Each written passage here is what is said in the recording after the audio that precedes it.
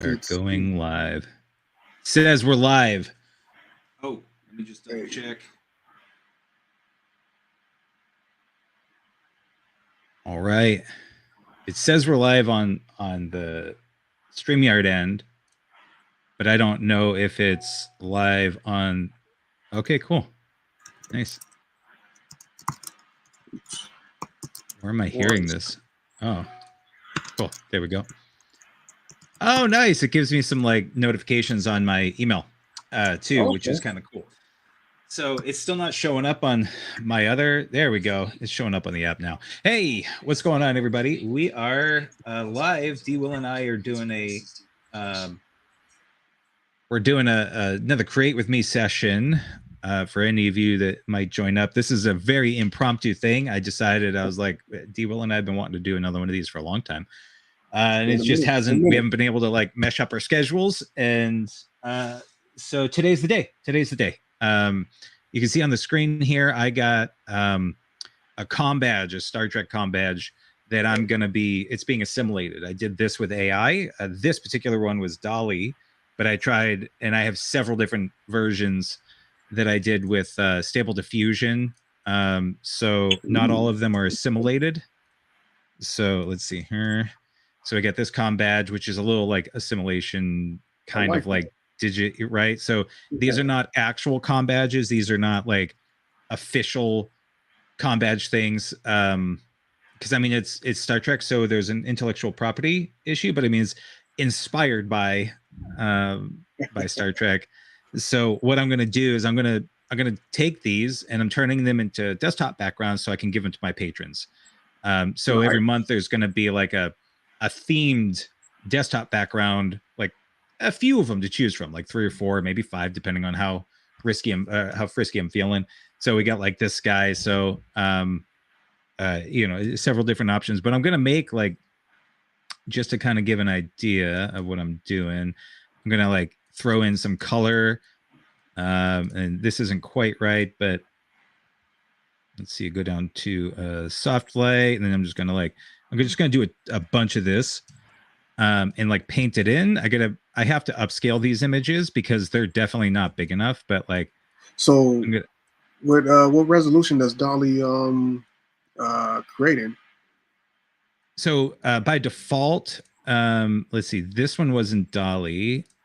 Whoops. You can see kind of what I'm going for. I'm going to add color and whatnot to some of these elements, right? And then like multiple layers to make this seem more than just like, oh, look, there's a a pink thing here, or a blue thing or whatever. So I'm going to be doing a bunch of that, right? But so you can see here, I did this one at 1250 by looks like 1,000. But this, basically all of these, 1, 2, 3, and 4, all of these were resolutions that I chose with Stable Diffusion. Okay. And this one was Dolly, which was 1,000, basically 1024 by 1024. Okay. But it's not really as crisp as I'd like. I don't know if this is coming through in the stream real well, but you see how like I zoom in and it's like it gets real pixelated. Yeah, I can see a little bit off of the stream, but like yeah, now I'm seeing it better. Yeah. So there's things that I do with Photoshop where like I'll super scale it, and then I'll do some sharpening. So I'll do some AI super scaling. It's not AI. Well, I mean, I guess it is. I go like up to neural filters, and then I'll do the super scaling through there, and then I'll do additional sharpening methods, like standard, like old school sharpening methods with Photoshop. And then depending on the image, I'll add some different mist or compositing, which I might not do with this one. But I also have to take and expand this out to a widescreen that would fit for, in this particular case, this is a square. So I need to use the generative fill to make the sides, right? So there's a lot of, honestly, generative AI and the AI creation have really expedited my creative process to things where like I don't even want to say I could do this. What I would do is I'd have to put this into an imp, like make a photograph, which I still do like doing that stuff. But something this complex, normally what I would do is a Photoshop composite. And this has made, like, AI has made my life so much easier and made it so cool for making, like, it's kind of broken down the barriers. But like, this would be a great image on its own, but I want to do desktop backgrounds. I like the idea of that, or even like phone backgrounds. The problem with phone backgrounds is that every phone is like so different, so you got to make sure everything is like right in the center, and everything else doesn't really matter. But but anyway, so that's what I'm doing. I still use a lot of Photoshop best practices for making these things kind of more my own. Can't wait to see the finished products of these. These are looking dope so far, though. Yeah, you see this guy here.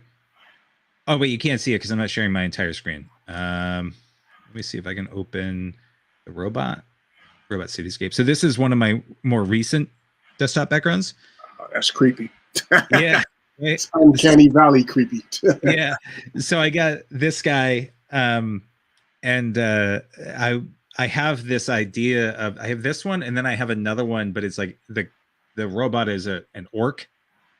That I need to turn that one into. Actually, if I can grab that guy real quick, one of them. Some cyberpunk fantasy. Yeah. So I got, let's see, this isn't quite the right one. Let's see, this guy maybe. I'll pop this up into Photoshop. I'm not doing this one today, but you can see like that kind of feel. So I'm gonna do several guys, several things like that robot background, but it's that, like you said, the cyberpunk fantasy sci-fi assimilated cityscape. So cool. That is something else that I'm gonna do. And are these just for like personal projects, or you plan on doing some prints? Or I might do prints, honestly. These are just something that I've been playing around with because it takes a lot to get to this level of what it is that I want to do. The image that you want to create with Stable Diffusion, you have the most control of everything that you want to do. But it's still AI generation. So it takes a lot of effort to get to this kind of image, because it's like this. I could make like you can't just say like an orc with a robotic body with glowing effects, because it'll be like all over the place and it won't give you the right lighting that you're looking for. It might be more cartoon looking, which by most of the stuff that I go with, I try to make it more photographic, like semi-realistic.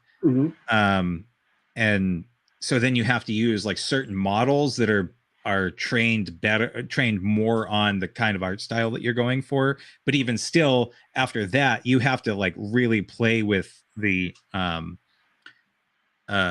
with what you're trying to get it to do. Right. So, and then this was, let's see, this is another one that I really liked. I'll just show you this and then I'll let you take over. But like this guy here too. Right. So it's in the same vein. Still an orc. You can see there. Yeah. So this is more of like a orc inspired to make it more beastly, but it's not actually an orc. But this was something that I took the last one that you saw, and then I tried to manipulate some of the facial features of the orc, or yeah. So like there's a couple like just keywords, because you basically use keywords and then you separate them by like you can see here up on the top the name of it.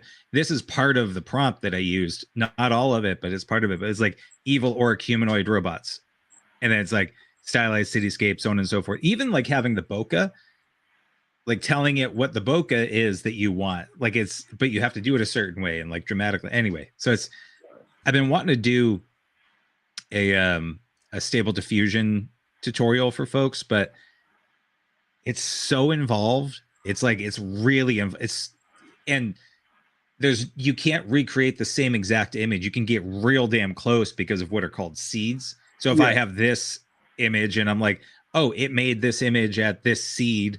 So, but I want to change her head to be like actually an orc head, right? So I could use the same seed and the same prompting, but instead of like regular robot or whatever it is that I used in that, I could say orc head, and then it'll basically generate the same image, except, some of the stuff, this was a square and it wasn't as big as this. I used generative fill in Photoshop to kind of fill it in. And I used a whole bunch of trial and error on that because Photoshop's good, but sometimes I've shown you before, it gets weird. Like I'll try to do something and it makes the like ghostly looking weird creepy dog. It's like out of nowhere. So that's what I'm going to work on. I don't know which one I'm going to start with. I think I might start with this one because it already has light effects. There's also, the reason why I'm doing Star Trek is because I went to a convention down in Philly over the weekend. Nice. And I know I told you just a little bit, but that was a really cool experience. I've never done a Trek convention, and this one was a diversity and inclusion conference, and it was thrown by Gays in Space. Like that, they have like 3 or 4 A's in gays and then in space, and it was awesome. It was awesome because I got to. There was a lot of intimate moments with the cast, and they had people from DS9,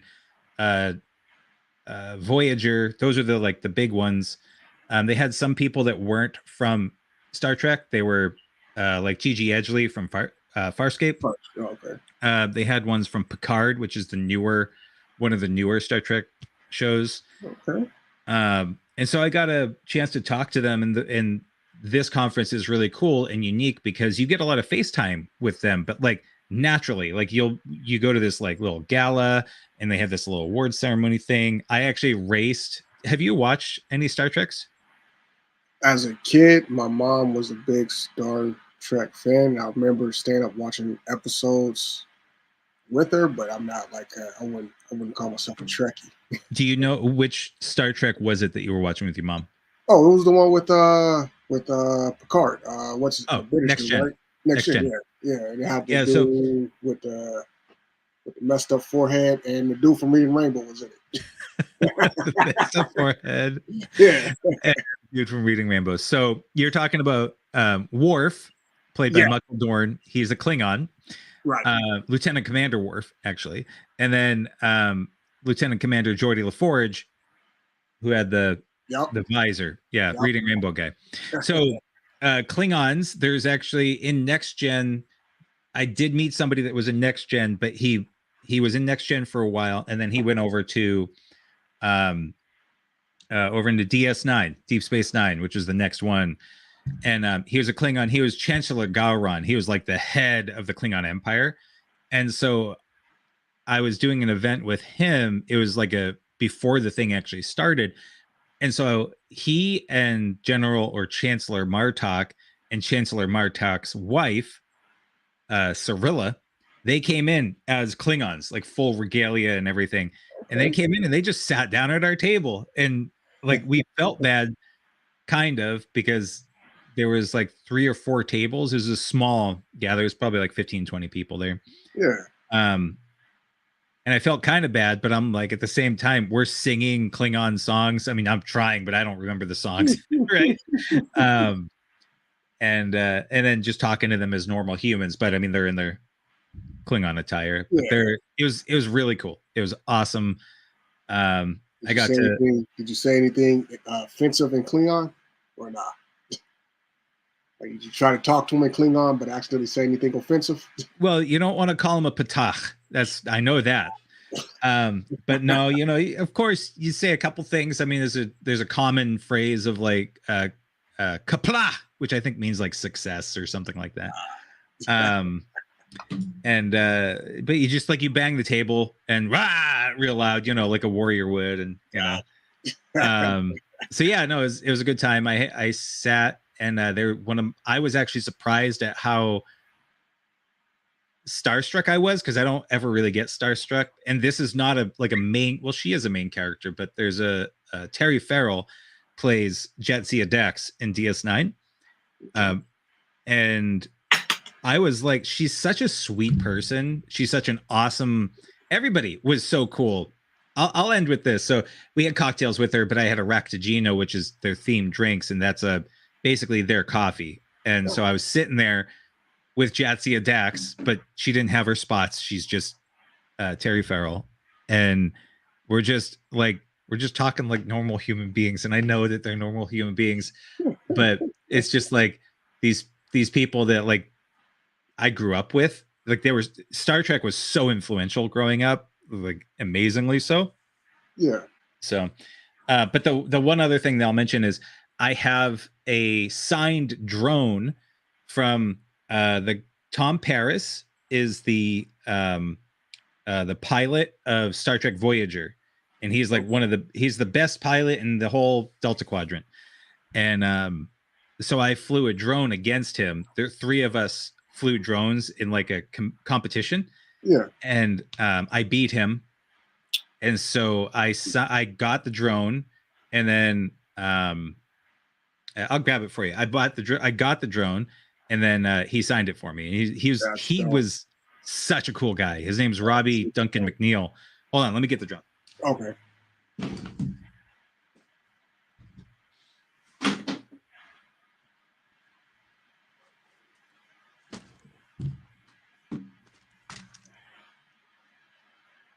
So yeah, it's just a little drone, but you see it's got. That's nice. He signed it up here, right? So yeah, I mean, I'm not going to fly it. It's a decent little drone. It's like the size of a Mavic Mini, yeah, 2, which is basically what it's designed off of. It works just like it. But yeah, and it says Warp 10 on it, and he also directs. He does a ton of directing, and currently he's directing a show called Resident Alien with Andy Tudyk. Which where can I see that at? Peacock? Peacock? Oh, okay. Yeah. It's a really fun show. But anyway, we should probably actually get some work done. So why don't you talk about what you're doing? At the moment, I am currently planning for my next event, Street Glyphics. So the city wants me to provide them with a site map. So I figured I'll go ahead and knock out a site map on stream, and then jump into the flyer, like just the announcement flyer for Street Glyphics after this. And I may jump into a little bit of video editing. Okay. Here, why don't I add yours so people can kind of see what you're talking about? Okay, so you're sharing right now, just so you know. Okay, gotcha. Let me see. Yeah, so I'm getting used to. I took your advice finally. I started moving my stuff over to the right hand side, so I'm getting used to. Hey, there you go. That way, so yeah, like I'm just doing a quick little site map of the area that I would like to use for this next event, and I'm currently working with this restaurant called Charlie Burger, and they're giving me permission to use their lot, and hopefully with permission from the city, I could use this street area for the rest of the event, and pretty much just doing this as a site map and letting the city know, hey, this is what I need blocked off. This is where the main stage and competition and vendors are going to be. This is where vendors can park, and this is where the community can park. Patrons coming through. So yellows for patrons. I have full street where they can park at. I have an area for my vendors to park, and then I have what I call the live area of the actual event. So I'm gonna knock this out real quick. Shouldn't take more than 10 minutes, and then I'm gonna get started on the flyer. Right on. That's actually a really good thing to share, because there's so many projects where like that's not what you're doing right there is so it's necessary when you're working with clients, but it's not the kind of thing that they talk about in graphic school and design school, because they talk about the like, oh, you need to have the branding guidelines, and I mean that's all stuff is important, but like how to design a logo and like all the kind of like fancy stuff. But this right here, what you're doing is like the necessary communication to the client, Right. And what you're doing is more than what probably the client was looking for, but it's very immediately you can communicate your point. Exactly. Because I'll show you. So this is the application from Fontana. Okay. I'm pretty sure each city has their own application, and for the most part, they wanted me to like write down, how my event's going to look. Yeah. I could do that. I'm too lazy to do that. I'd rather do a site map and just put, see site map in these little areas. So for me, it makes it easier. I'm sure there's something like somebody out there like, oh man, I'd rather write it than make a site map, but to each their own. Yeah. Well, that's the thing. Like there's been so many times where I've had presentations for clients, or not even presentations, like a cost benefit analysis. Right. And so they'll say, oh, just make a bullet point list. And like, I can get the idea across. And I think for people like us within the design world, it's very challenging to just make a bullet point list. Right. Because it's like, no, man, we got to like hierarchy has to be even better. Like, and like, let me, design it at least to some degree and like maybe make an infographic versus a bullet point list. Like it gets challenging to just do a bullet point list. Right. So I find that challenging to pull myself back like that. But I do feel like what you're talking about, or like this thing here, and infographics, if you can do them quickly. Yeah. And as long as they don't mind having an attachment like that says see infographic or whatever. It's not my first rodeo, so I'm pretty informed on how cities like to do their stuff, and I've worked with the city of San Bernardino mostly for my event. This is my first time coming into Fontana, so fingers crossed, they let me have it here, and I just want to showcase what I can do, and build good relations with the community out here. Yeah, man. Yeah. Well, okay. Well, that's cool. I'm gonna steal the stage back. Okay, doke. So I think I'm gonna start doing my thing. You can start doing your thing. I figured what we would do is just kind of like what we did last time, and just chit chat as we go. Yeah. I'm gonna talk a little bit about my process. You don't have to look at my screen. Okay. I wish that I could. Oh, can I just minimize this? Okay, I see. I really need to get a second monitor for this kind of thing. So what I'm doing here is I need to super scale this guy. It's not actually called super scaling, but because super scaling is for DaVinci. But what I'm going to do, I always just make a duplicate, Command J. I'm going to go over here to filter, neural filters. And the cool thing about neural filters is that you can do all sorts of stuff like skin smoothing, smart portrait. I'm not worried about any of that. What I want to do is super zoom. And I just want to make this like maybe 3 times the size. Right now I'm at 1250 by 1250. So it's actually pretty good, but I want it to be bigger and then I can scale it down. So one of the things that I've had a challenge with, this is processing on device, so it's using up my own resources, which is great. I have a powerful computer, so no problems with that. But depending on people's computer systems, this can take a long time. But super scale or super zoom usually comes out with some really good stuff. And by the way, if I end up getting too loud, let me know, because I keep leaning in. I'm actually going to darken myself up over here because the sun is right here. So it's making my screen get like kind of washed out. Okay. And then I also have this light right here so everybody can see how beautiful I am. Okay. Yeah. So that looks pretty good. So what I'm going to do is by default, it says new document. I actually don't want to do new document. I'm going to do new layer.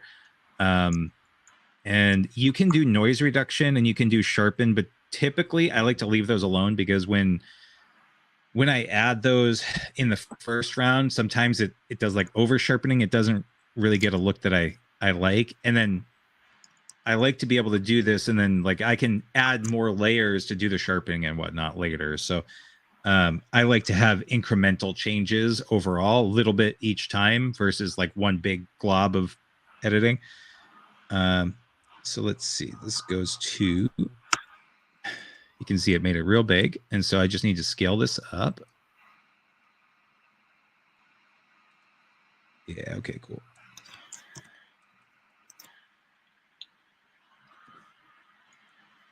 So I'm just going to bring this down here. The height is good. I just need to make the width different. And so I'm just going to set that like that. Cool. And so now I have super scale. And then so this would be my original size. You can see here that it's like there's a significant size difference. So there. And it actually did a damn good job. It does get a little bit soft, but that's fine. It's okay. We can sharpen some of it. There's also a little bit of like gobbledygook right here that I might try to fix. But I also might not, because that's not what it's not what this is about. So now I need to choose what is my ratio going to be. 16:9. And then I'm just going to bring this out like that.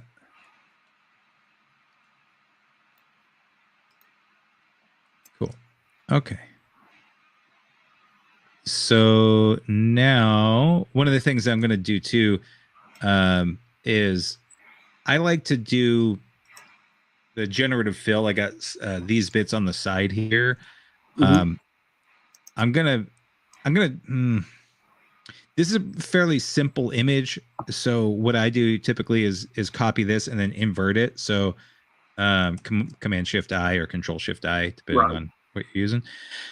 If you do generative fill here and you have both sides, sometimes it gets it well, and other times it comes out like really weird. So I'm going to try the generative fill with both selected, but I have a tendency, I'm just going to hit generate. I'm not going to tell it what I want.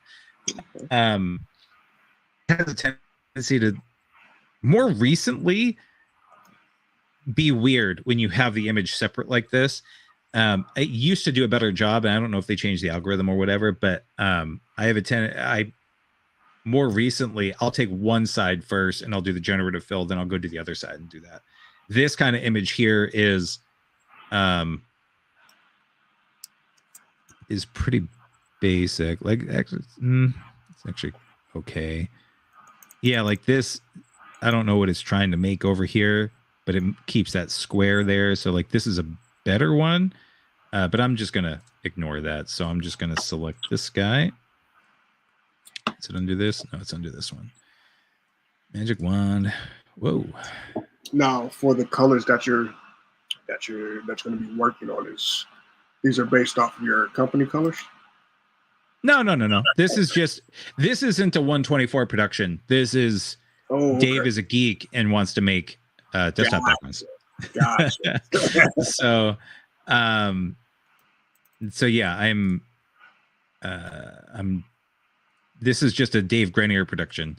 And this is from my Dave Grenier Patreon, which I haven't really been very active on. I've only been really catering.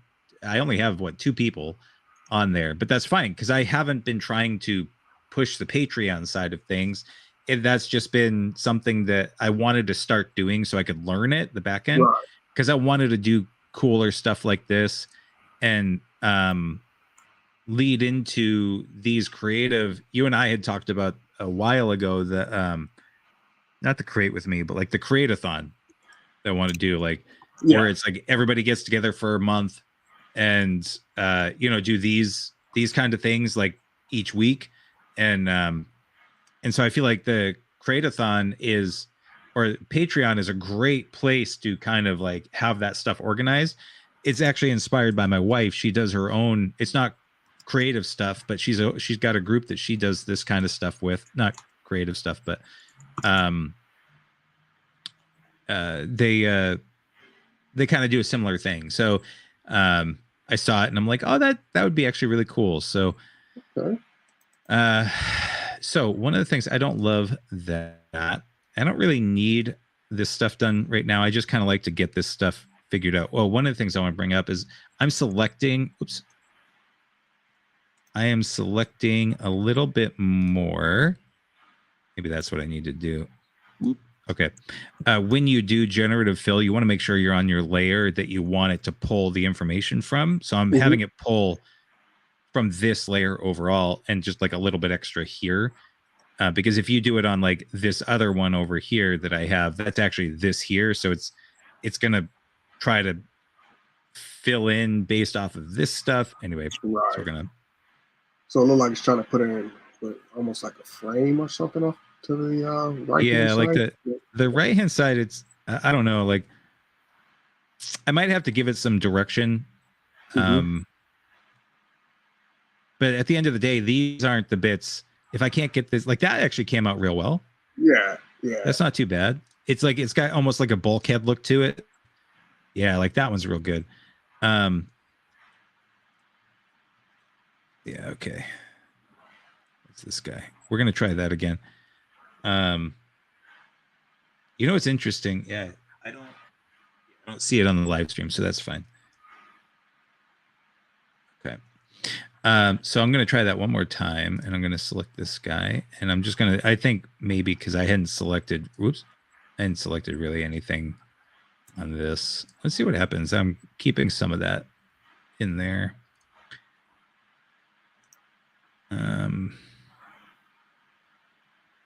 I'll just give it a shot.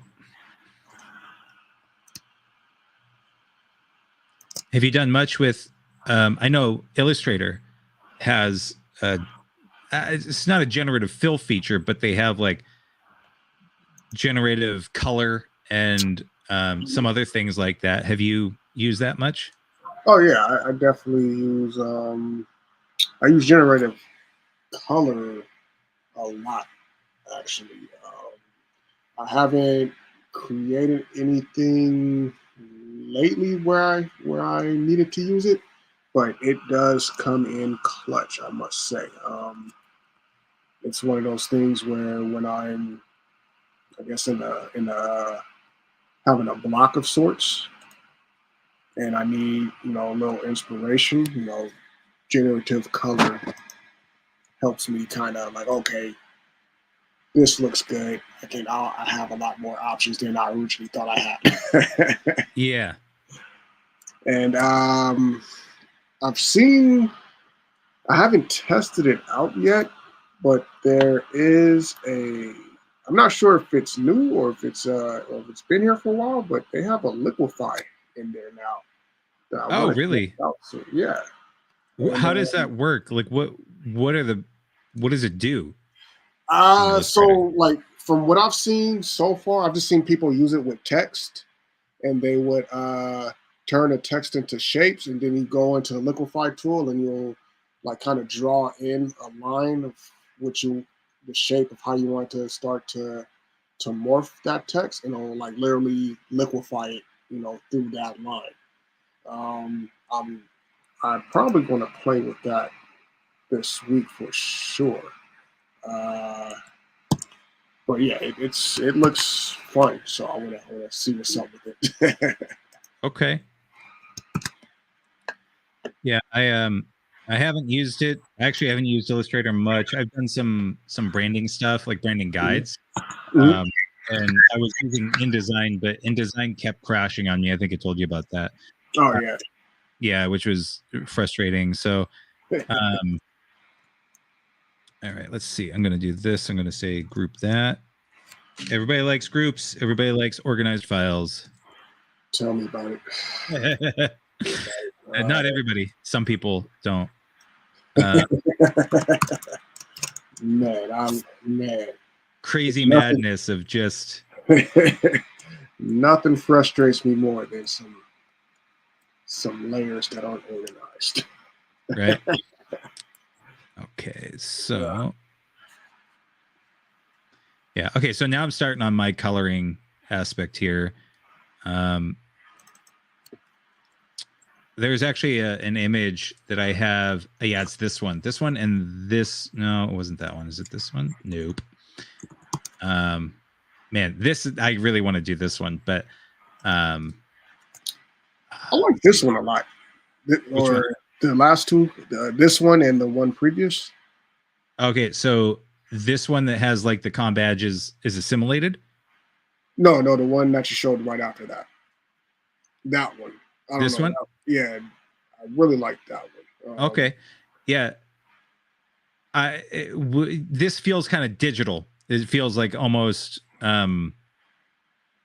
assimilated. Like that's the look that I was trying to go with, an assimilation thing. Like they have the what are called the Borg.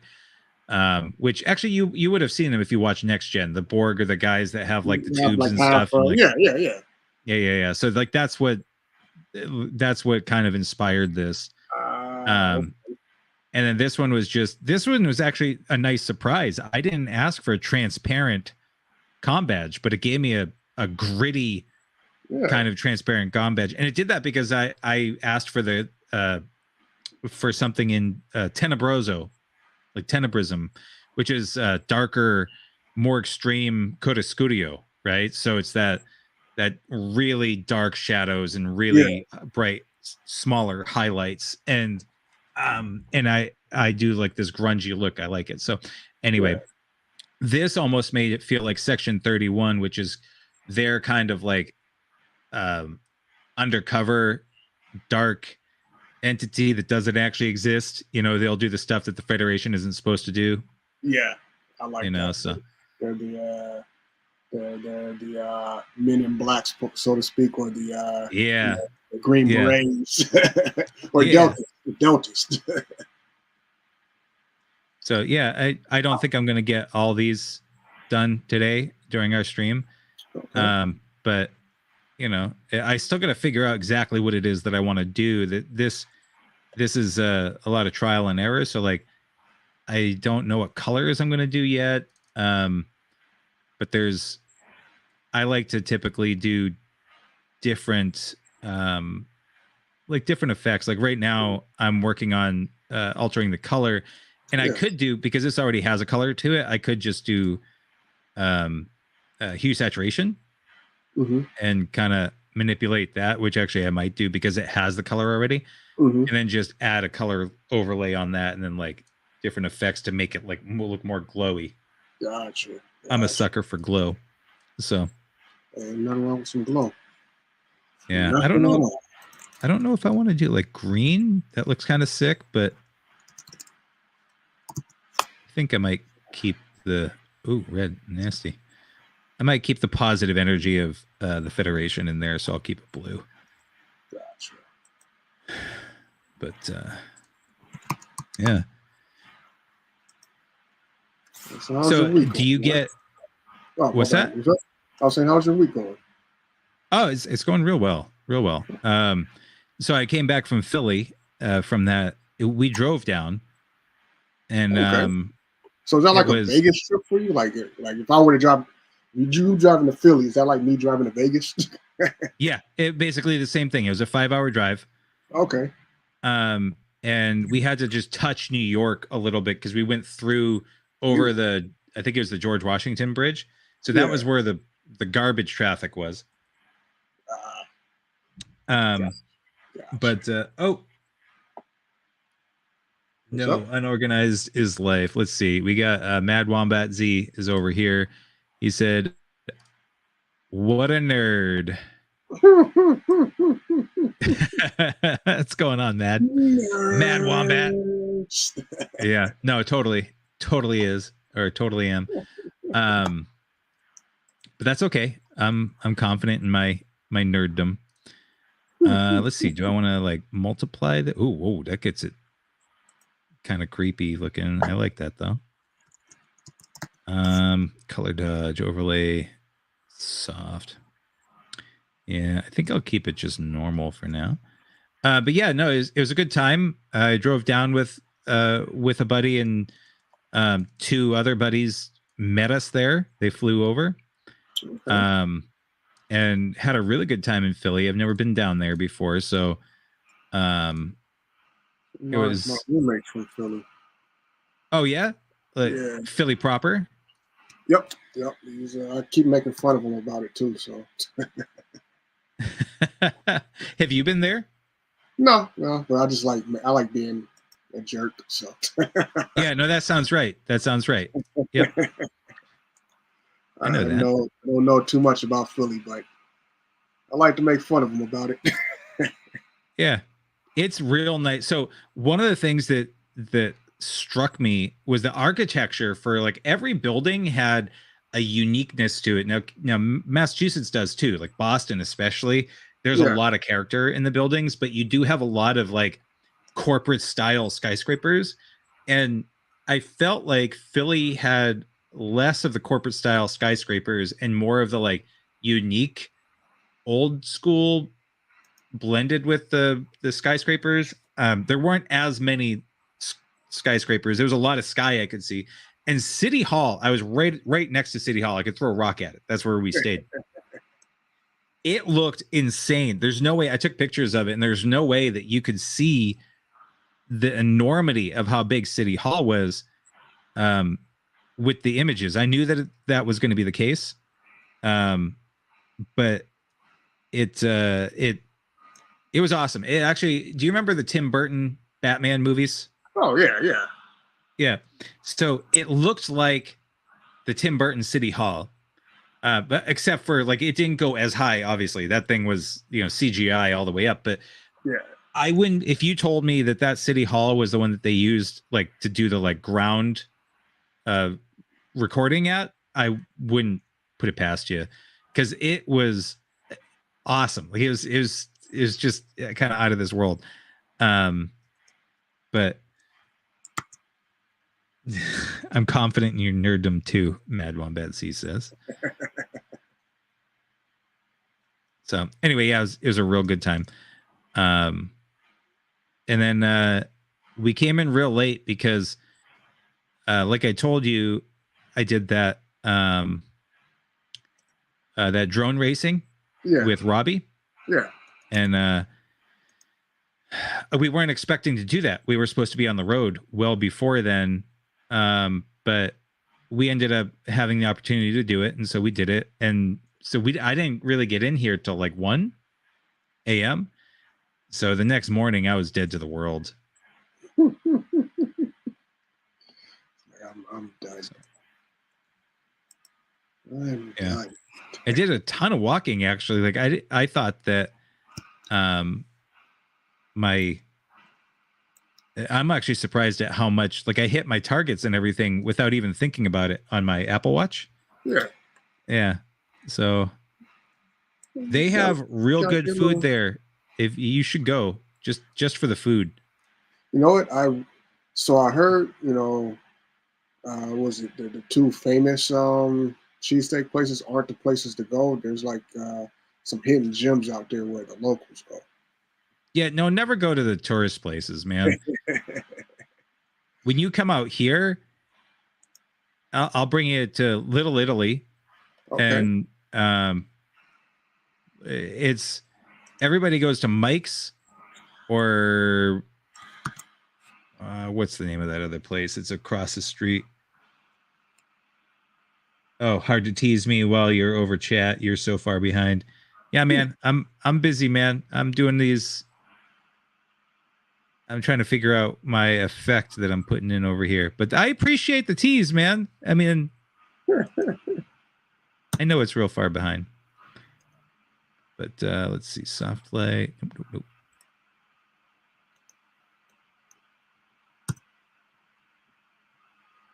Let me do.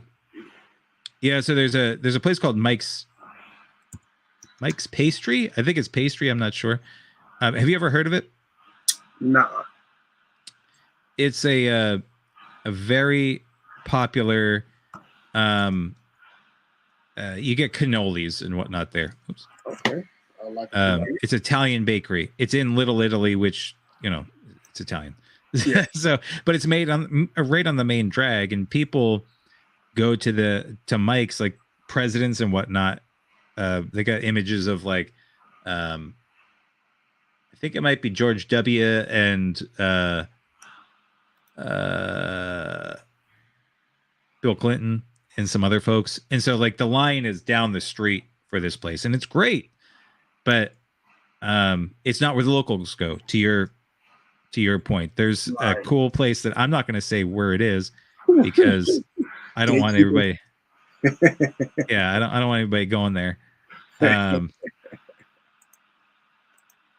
worry, chat. We'll find out. We'll figure it out one day. Yeah. Oh, I know why this isn't coming out the way I want it to. Dummy. So what I'm trying to do is like manipulate the colors that are in here. And because I'm talking, I'm not thinking. I'm going to go do like a drop shadow. Should I do a drop shadow? Let's see. I'm going to do this guy.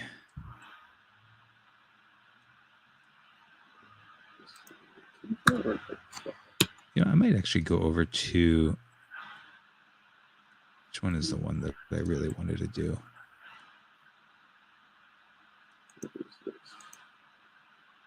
Let me see if this will work actually.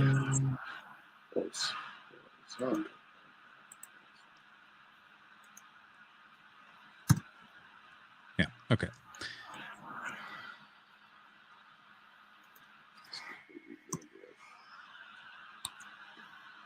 So I've been kind of playing with this effect for a while of actually let me maybe take and do this one because it's a little less there we go. I've been playing around with a lot of like drop shadows and outer glows and whatnot, and typically most of the stuff that I have done hasn't been sci-fi stuff. It's been fantasy based. Okay. So like I don't remember, did I show you, oops, did I show you the like the battle mages that I was doing? I don't recall seeing any battle mages. Okay, I'll have to show you at some point. Oh, okay. No, I was about to switching over to the screen. I thought you were showing up. Oh no, not now. I don't want to go find them. Oops. Gotcha. Yeah, so this needs to be adjusted a little bit. One of the things that threw me back in the it still kind of throws me when you do oh wow, that's a huge difference.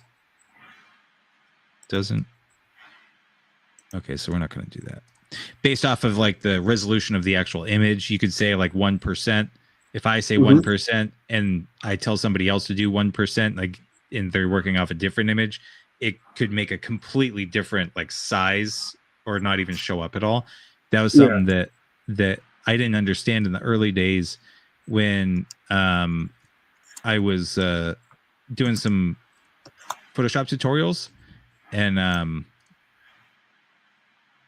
like they'd say, oh yeah, do it by 7 pixels or whatever, and like it wasn't showing up for me. I'd have to do like 700 pixels because my image was much bigger. And you know, that's what's his name? Fabio Sasso had this thing that I loved. I think I told you about that. The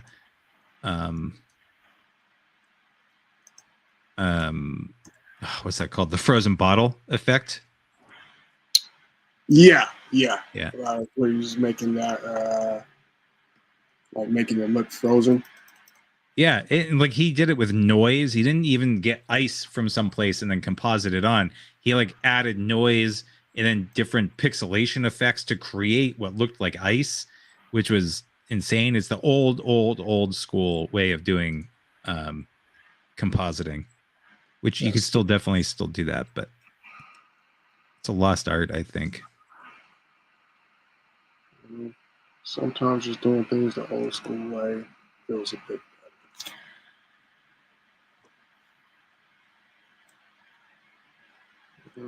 Just like, I don't know.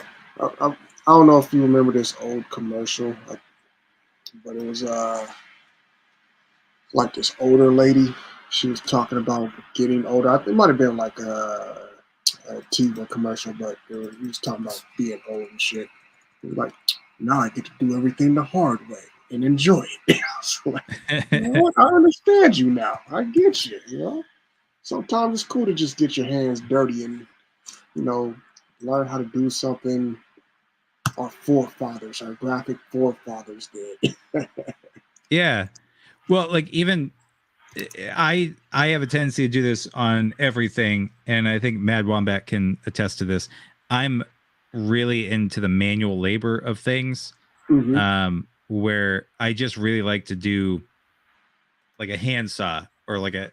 I mean, I haven't done a hand drill in a long ass time, and I'm not about to go do like major construction with that, but I want to do like old school blacksmithing with a hammer and an anvil, and not like Yeah, the power hammers. Like I like to get my hands dirty and like, well, I shouldn't say it like that way, but like I want to sweat, I guess, when I'm doing this stuff. yeah, But even like this, I'm doing a lot of um, individual brush strokes where rather than I do this a lot with as long as the project doesn't call for like Photoshop or with client editing, I won't charge for like if I'm like, oh, I'm gonna do it this way and I'm gonna like take an hour if they don't need it right away. If they're like, yeah, next week is fine, and I'm enjoying the process of taking the longer time, I won't charge them for like the 6 hours it might take me because I'm enjoying myself where I could do it in an hour. But I enjoy that kind of like meditative process. You know what I mean? yeah. It's just, you know, you feel more accomplished with it. Yeah.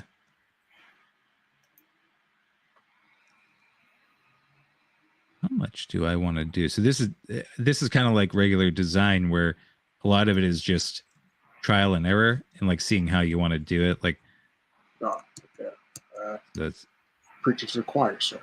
yeah.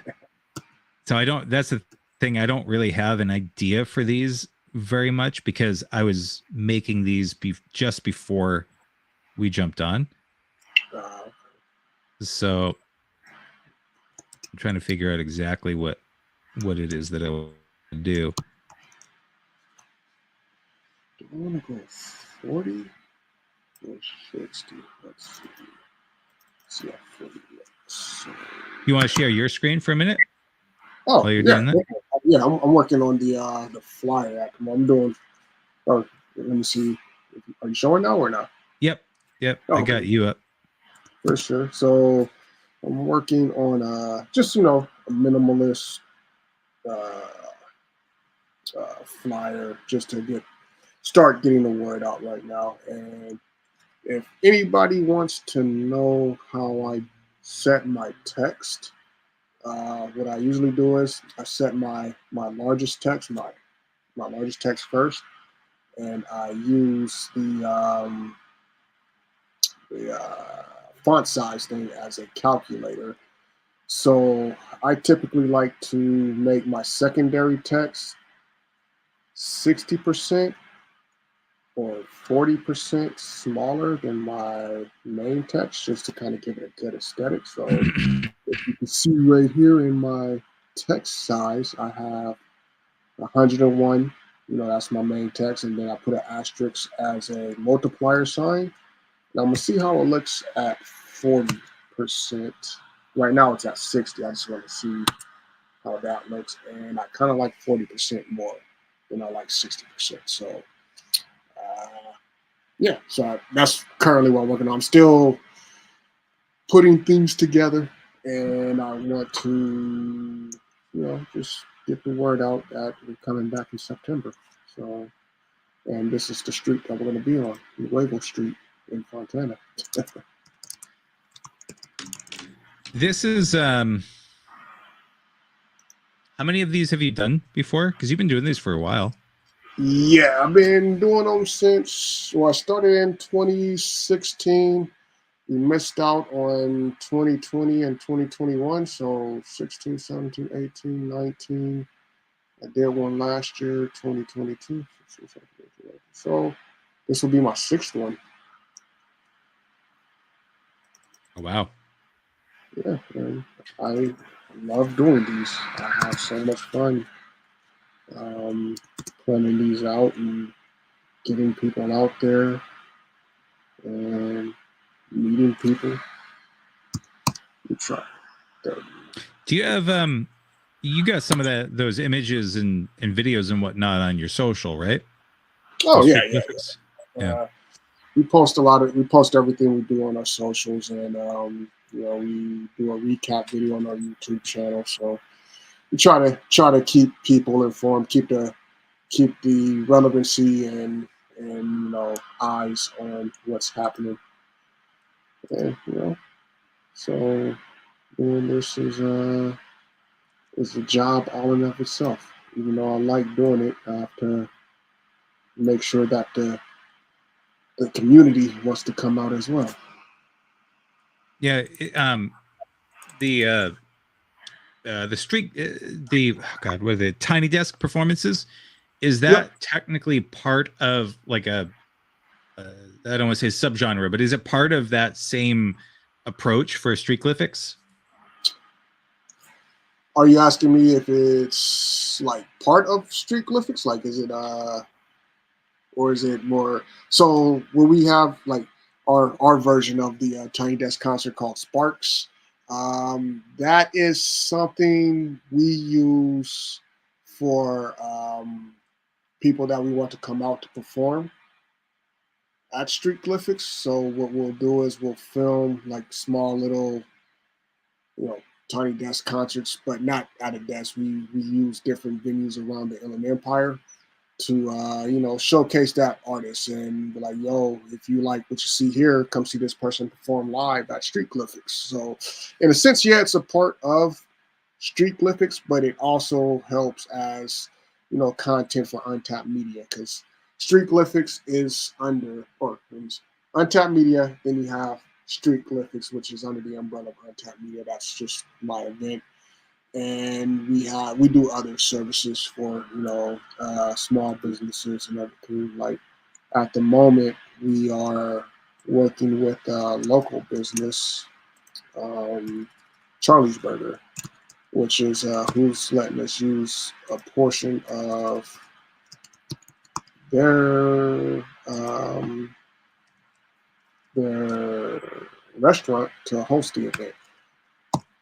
And I'm helping them with their branding and getting their name out more within Fontana, so that way we can help build, you know, clientele for them as well, more clientele than what they have. So it's a little family-owned joint, and I want to see them succeed. So, you know, I'm gonna get them out there, get people knowing. Go eat Charlie's Burger. They got some fire burgers, better than In-N-Out in my opinion. I hope you're not trying to get sponsored by In-N-Out. No. Not today. Oh no, Not today. you're a Boston. You're a Boston, right? In-N-Out. Yeah, no, we don't have In-N-Out. No. Oh yeah, you know, yeah, and you know, this is me dipping my toe into creating my own business. Really, I've worked for a few companies. Some, you know, better than others, but at the end of the day, I just want to do my own thing. And I want to build something for myself, and you know, see what works out from there. Yeah, I gotta say, like, one of the nice things about having my own company, is, and I know you'll kind of feel the same way. That event that I went to, I got to meet the event organizer, the guy that like runs the whole thing. Yeah. And he was having some video challenges, because some stuff didn't work out the way that they wanted it to, I guess. And so I was able to give I don't know if they used any of it or not, but like, I was able to throw some advice his way. And I got some, we had a really good relationship. We started to build a good rapport. And so I'd see him throughout the event. and we'd chat and like whatever. So I might end up doing some stuff with him maybe next year for 124, because like I could see where they need some assistance. This is only their second year that they've done it. Yeah. So I could see there's like some professional video or photo type stuff, and some website things, and like nothing that was bad, just stuff that I do and I work on. So it's like it's speaking my language. Yeah. And it's cool to have a the ability to like help some of these things thrive of what we believe in, So back to your point about doing the like building those relationships with the better In-N-Out burger. Yeah. What was it called? Oh, it's called Charlie's Burger. And for all my California. So I feel like people in California know this. In-N-Out is good for the price that they're set. It's not the best burger in the world, but it's decent. You know what I mean? And it's affordable. There's definitely a lot of mom and pop shops out there who are beating In-N-Out in flavor and quality. Not saying In-N-Out's bad, but that's just, I feel like for the most part Californians know the deal. It's a lot of people out of state, they come out and eat it. Some of them say it's okay, some of them say it's the greatest thing in the world. It's decent. In my opinion, it's decent. Sorry, In-N-Out. If I don't get sponsored by you guys in the future, I'll regret this later. So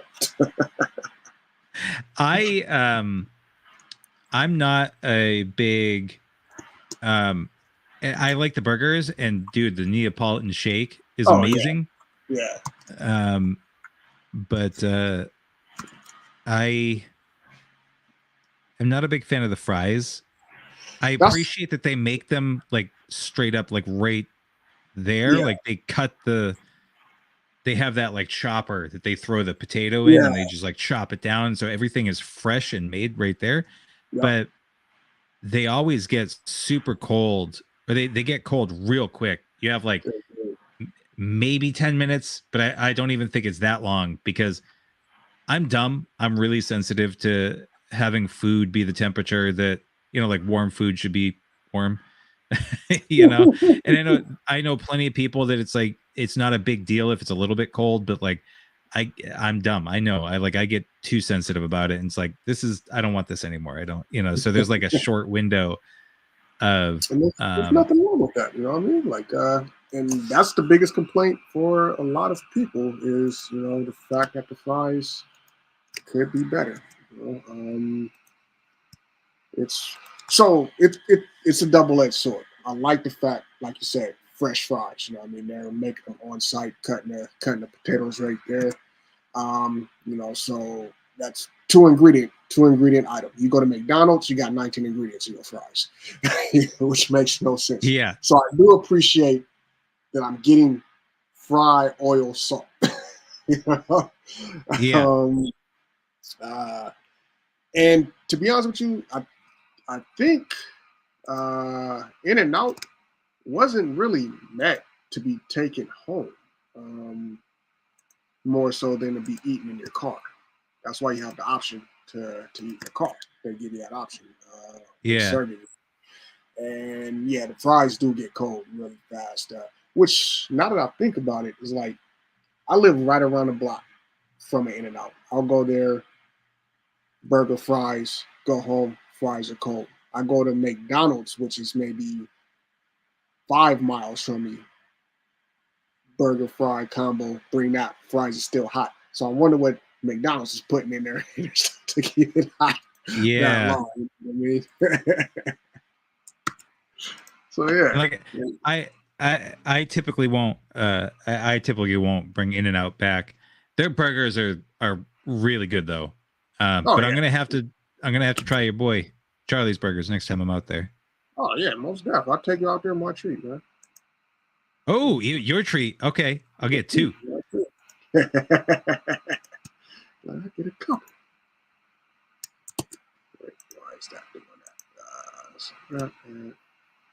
I stole back the screen, by the way. So. Oh, okay. Oh, yeah, my bad. I was tripping on something else. There we go. Yeah, no worries. Looking up on my end.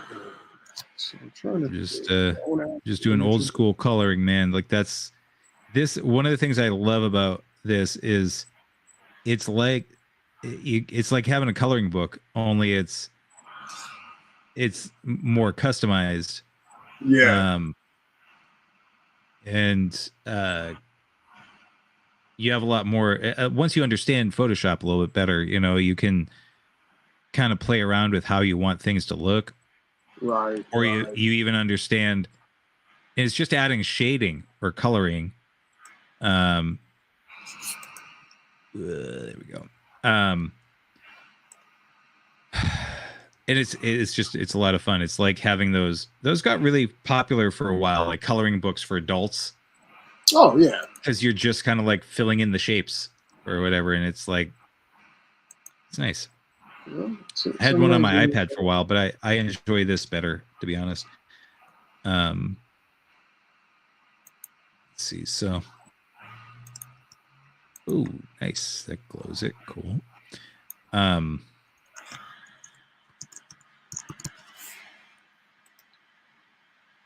There we go. That's a little bit better. So, I actually switched to a different image. Ah, okay. I was gonna say, I did the film festival last weekend. Oh yeah, Inland Film Festival, San Bernardino's first film fest. I submitted the pilot to Inland Empire, and overall it went well. We got nominated for an award. Didn't win it this year, but next year we're going harder. So. Pretty good time. Yeah. How long did how long was the film ultimately? So we got it down to about 17 minutes for the pilot. But our goal is for future episodes, at least, is to bump it up to about 22. Okay. Yeah, I mean, I didn't actually see the end result. I saw it kind of in its. I think it was your first draft. Yeah. Or maybe your second. Yeah. We're working with the local producer, and he's going to be adding some scoring into it for us. So once that's done, I'll send you the link for you to check that out if you want. And I'd definitely like to critique on it. Oh, I'll critique it. Hey. I'll critique the shit out of it. Oh, my bad. Am I allowed to curse? No, but that's all right. That's all right. Yeah, no, we're well past the time. We're at. How long has this been? I don't even know. We started at like 4, and it's it's been an hour and 10 minutes. But yeah, no, I'm all for it, man.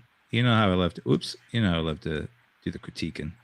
Hey, definitely. So here we go. Come on, there we go. That's better.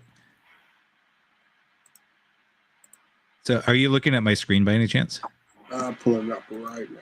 Oh, wow, that's looking nice. So you see what you're doing, you're adding in the glow, and then you're gonna manipulate that. Yeah, so I actually have several layers here. This top one, the way that I started with it was different levels of glow. Actually, I could get rid of that one. Hold on, I'm sorry, I'm looking at Mad Wombat's picture. Is that a shark bear topus? Yeah, shark bear topus. I don't know. Let me see. Yeah, let me see. Let me just pop this. Oh, it still shows what a nerd. Okay. I didn't realize it was still up on the screen. Oh, it's true though. It's true. Yeah, so let's he had said hard to tease you in the chat. You're so far behind. Yeah, that's actually kind of what that looks like. I'm not sure if he's still in the chat or not. If he is, he can tell us. I didn't realize that I have to hit hide afterwards. I thought that it just popped up for like 5 seconds and disappeared. Yeah, it's been overlaid this entire time. Yeah, so I got just back to Photoshop here. I got one layer of a certain color that's kind of like darker blue, and I just did a kind of a rough job of where I want the illumination to be. Mm-hmm. And then I just duplicated that and I changed the color to a lighter blue. And did I change that to hard light? No, this one was hard light. This one's also hard light. Let me see. I might do. Yeah, I think I'll just keep it hard light. But this kind of overlay, and then I added the outer glow. So you can see the outer glow is really what I want for that color. And it brings to life what I'm looking for without having to add another layer and like do it individually, having that extra outer glow that I can control in the effects panel and say, okay, I got that outer glow and I want the opacity to be, higher, lower, the spread to be a lot more, or the size. But what I want is, like, if you look down here, is that showing? Can you see my panel where it says layer style? Or did it not pop up? Oh no, it didn't pop up. No. Oh, it doesn't. Okay. Oh, well, that's a bummer. You know what? I'm going to stop sharing real quick, and I'm going to share my entire screen because it's not sharing things that I thought that it was. So it doesn't actually share the stuff that it needs to. So entire screen, that's fine. All right. So let's go back over here. There it is. I can see it now. Okay. Yeah. So that's a bummer. I thought that it was showing this before. But so yeah, like you can change your outer glow but I want it to kind of follow wherever it is that I have. So if I bring the outer glow up too much, like if I do the spread, you see like it bleeds together, and it also looks artificial now because it doesn't have enough. I think it's the size, but it gets like, it doesn't quite look right. So you need to just kind of figure out where you want that to be. So like a small spread with a higher size seems to be like a good glow. Is there a feather on there or not? Like where it feather, like where it dissipates the light a little bit, or something that kind of gives it that? Oh well, so I have found that to be effective with changing the spread and size ratios. Okay. You can change like this here, the contour, which I think it defaults to this one, the baseline one, but you can have different contours. You can see how like this one makes that look exactly like how I don't want it to look. And like this one's kind of cool, but again, not what I'm looking for. So you can play around with that, and it kind of feathers things out differently. So like this is a little bit more standard. You can actually see the preview up here, what it does. Like that does kind of like an outline. But yeah, so like this is a little bit more extreme versus that one. So yeah, so and then you have jitter, which just kind of like alters the how it, yeah, and so the range. Yeah, so actually I might just keep it like what I have my jitter at. I don't think it really matters on this one. So yeah, so we got that without the glow. This is actually this is my base image after I expanded it. And then this is with the glowing effects. So which I'm yeah, and I'm kind of digging it. Are you using you're using this tablet, right? You're not doing this with a mouse. Yeah, I'm using a Wacom or Wacom tablet, however you want to pronounce it. Yeah, this is the Intuos. I've had this for a long time. I don't use it very often. This is basically the only time that I use it, is when I do the Photoshop stuff.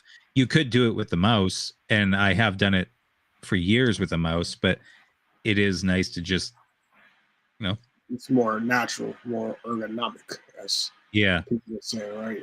It's like actually draw it. So you're using a tablet now. Are you looking into upgrading to like the one that you actually have the software on it. You could just draw straight on it. I forgot what they call it. It's like a big tablet, but it's a screen. Yeah. I know what you're talking about. But no, because if I need to, I got my iPad, and I can mirror the iPad to the screen to Photoshop, and so I could just use the Apple Pencil. So that's what I've done in the past. Yeah. Okay. I didn't know you could do that. Oh yeah, dude. Start messing around with my iPad more. I've been using it for other things instead of designing. So. Yeah, no, dude, it's awesome.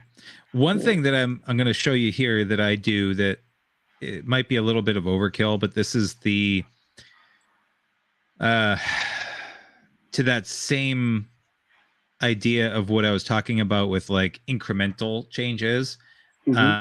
I could bring down my opacity on this brush layer. So this is like, you see this like highlight, this like really bright blue. Yeah. I like that, but I want to add another layer in this darker section here. And so what I'm going to do is I just duplicate it again, and I'm going to just, oops, fill it with black.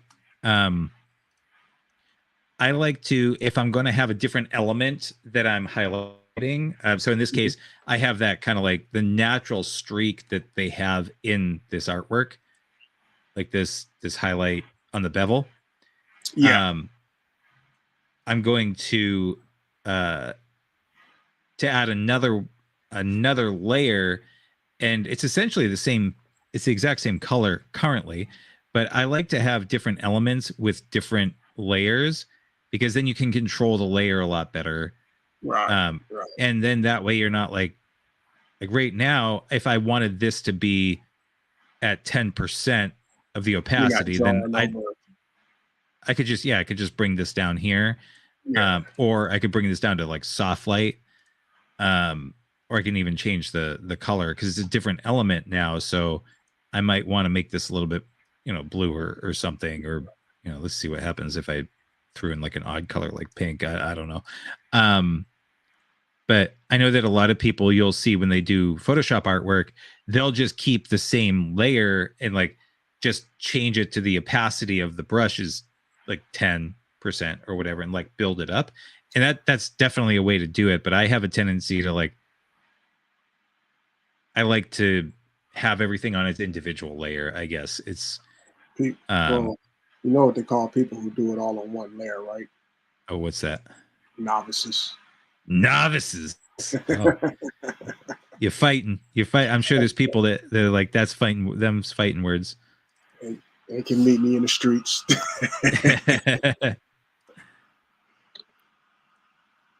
So one of the things though is if you do this, then you do have to, like, if you change the glow effect, you have to change if you're changing the color in the master layer, then you have to change the color on the glow effect too. Right. So, but I might not actually use the glow effect on this one. I might just turn that off and then just use this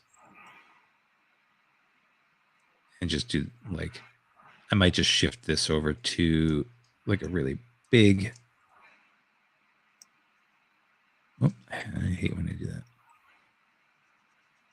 Whoa, that's not what I'm looking for, but just testing the waters here.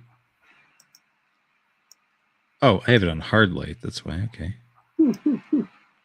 That's why.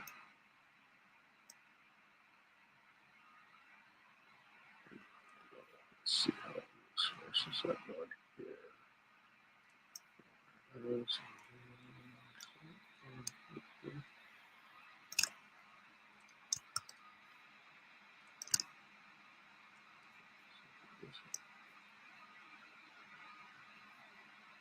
Oh, goddamn! Does it every time? Have you been that drawing guy? I think he does a live stream on like Thursdays or something. I can't think of his name. The older dude. Yeah. Yeah. Have you been keeping track of that? Not too much. Like I'll get the notification when he goes live, and I'll throw it on. But like for the most part, it'll probably be background noise for me, and then I'll see what he's doing, as I'm working. I do enjoy watching his content though. He's definitely enjoyable. Um, I have been going back to watch some old Bob Ross stuff too. So Going back to what? watching some old Bob Ross Oh yeah, stuff. of course, Bobby. Yeah, Bob. And I've been enjoying that as well. But I jump around a lot when it comes to, draw, drawing channels. There's a few that I actually like jumping around from. And yeah, he's one that I consistently go back to. All right. Yeah. How about yourself? Been doodling anything?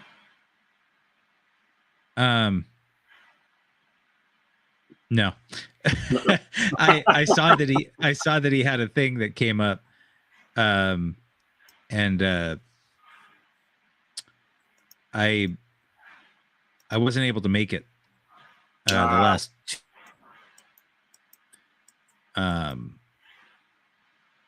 yeah, I I'm want to sure do it. What's that? I'm sure he's not offended. Well, I hope not. He seems like he's got a good following, so I mean, obviously it's not like he's waiting on me like, oh man, that Dave guy that I've never met, that I've never even talked to, that's never really reached out, why isn't he there? Like he's got some good stuff. Like people, I've followed his Facebook. Sketch School, is that what it's called? Yeah, Sketch School. Yeah. People will post their stuff on there, and it's good stuff, man. Yeah, got a real good, as the kids call, vibe to him, or Yeah. kids would say. He's got a good vibe. I'm vibing with him. And I follow another guy, something draws, or something does art. Uh, it's his name, and I forgot his name. And, she's a really cool, more younger than us, I believe, and he does some cool stuff on his channel as well. Does some critiques and things along those lines.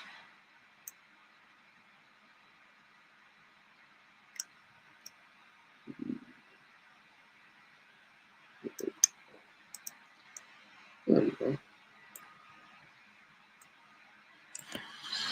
I want to start overlaying. Oh, there we go. Okay, got you back. Oh, what happened? Oh, I was. Oh, yeah. I was thinking about throwing in a few images down here, maybe. I just want to see. Oh, let me switch you up. You're sharing now. Oh, my bad. I thought when you said you got me back, I thought you had me sharing again. I was like, oh man, No. I lost the feed for a little bit, just for. Oh. Yeah. I couldn't hear you, and apparently you couldn't hear me. So. Oh, I didn't even notice because I was talking. Yeah, that sounds right. Yeah. I'm not sure how long the feed was going. Honestly, it was like 20 seconds, maybe, if that. So. Oh, okay. Yeah. It's all good. So I don't remember what you were talking about because I wasn't listening. I was just wondering if I want to throw an image down here or not. Oh, I know what we were talking about. We are talking about Sketch School, and then you were talking about some Sam older guy. Art. He's like about our age or something. Yeah. Yeah, Sam does art. That's his name. Okay. But he's a real cool guy. Well, he seems like real cool. I don't know him personally, so. Yeah. D.Will said he was a cool guy, but he's kind of an asshole.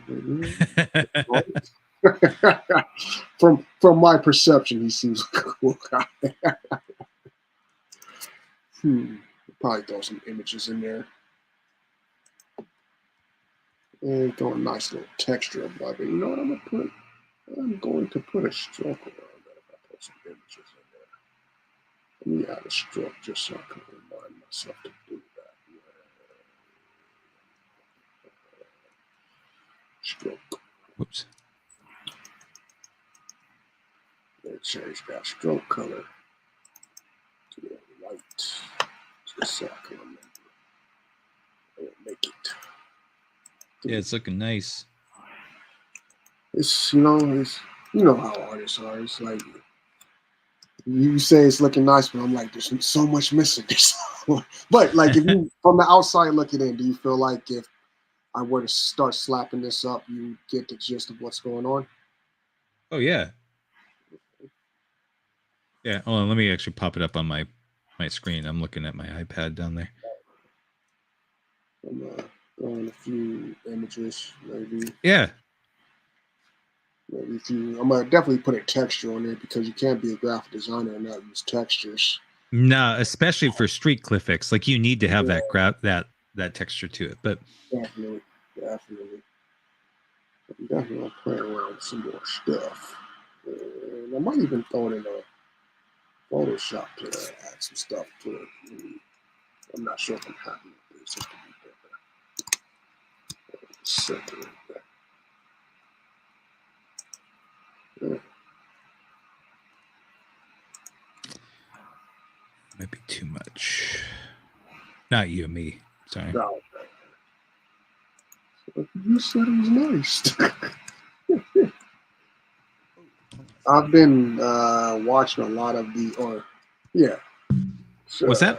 I've been what's it called? Browsing through a lot of the graphic designer memes, and they just hit right nowadays. Man. Like so true, so true. Yeah, there's some good ones. Oh my God, what is that? What? Happy. What you do? I'm trying to alter something, and for some reason it's like adding like way too much, and I don't know why.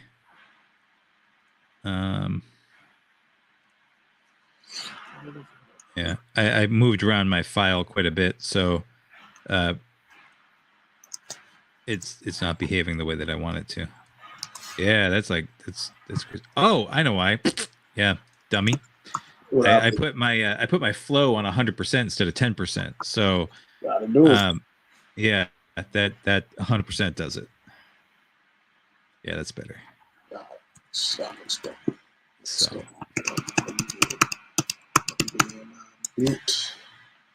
wow, I can really hear that typing. Oh, me tight, yeah. Yeah.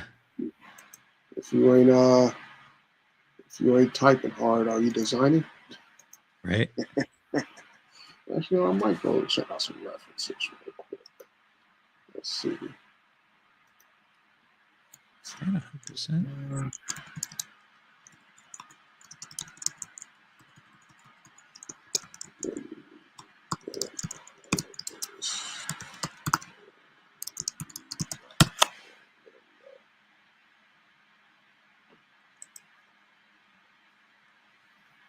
No. What's that website called? Not Pixel. Starts with a P. I almost said Patreon. Are you talking about the one for color? No. It's like you go there, you get like a bunch of references and stuff. Oh, I have no idea. You know it because when I say it, you're like, oh yeah, that one. Then watch. My brain. Pinterest, That's where I get my references from. You don't go to Pinterest? Oh, Pinterest. Yeah. See? Yeah. No, I haven't actually gone to Pinterest in a long time, to be honest. I just got hip to it, you know. Yeah, I used to do some stuff on Pinterest, and it got really like ad heavy, so I just got turned off by it, and so I stopped using it. And I mean, I could go back to it, but there was a algorithm change or something a long time ago. It was years ago. It's also easy to go down a bad rabbit hole. It's just like you're going down and you just like pinning stuff to your boards, and it's like, you know, apartment inspiration and like. Why did I put this here? Yeah. Yeah. Let's see.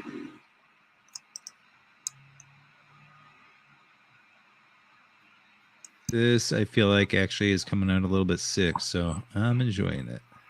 Hey, that's part of the process. Yep. So yeah, I'll end up posting this on my Patreon for the 2 people that are there.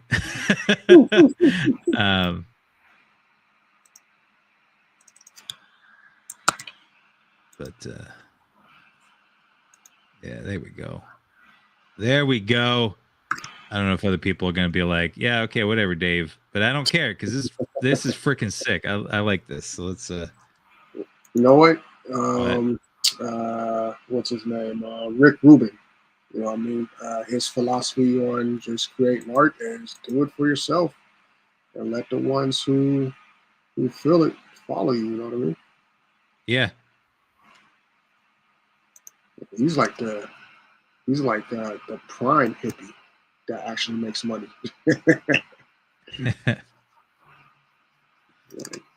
I like that one. Oh man! So there's this. It's not a meme. It's just a video of Mike Tyson, which just hits my my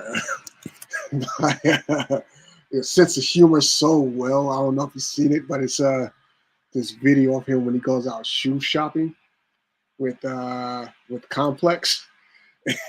Like they hand him this shoe, right? He's like, yeah, these ones here are the Nike Dunks 420s, and they're like, they're colored off of, and he doesn't even finish it. Mike Tyson just starts grabbing, or he has the shoe in his hand. He just starts like squeezing it aggressively, and he like looks up and looks back down, starts squeezing it casually again, and he looks up at the guy. He's like, "Yeah, you can do that. Like it's okay." So, I'm like, oh man, like that's one of my favorite memes right now. It's like, how do you tell Mike Tyson no? Right? Yeah. I haven't seen that. Man, I'm gonna send it to you today. Okay. Softly. There we go. Linear. There we go.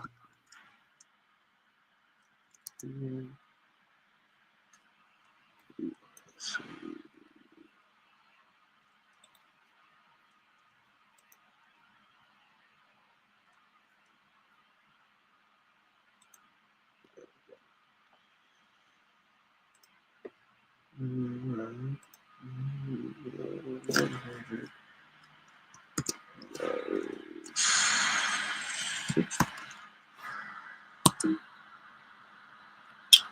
Oh, I did that completely. My math is off horribly.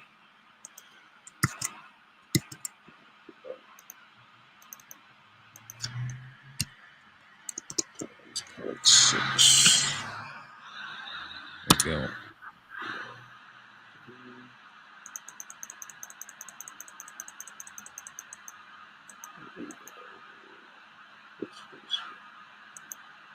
Do you have a construction vehicle outside your window or something? No, that's the fan on my computer. That you hear is like a that type of sound. Yeah. No, I hear that, but I hear it sounds like a vehicle backing up every once in a while. Mm-mm.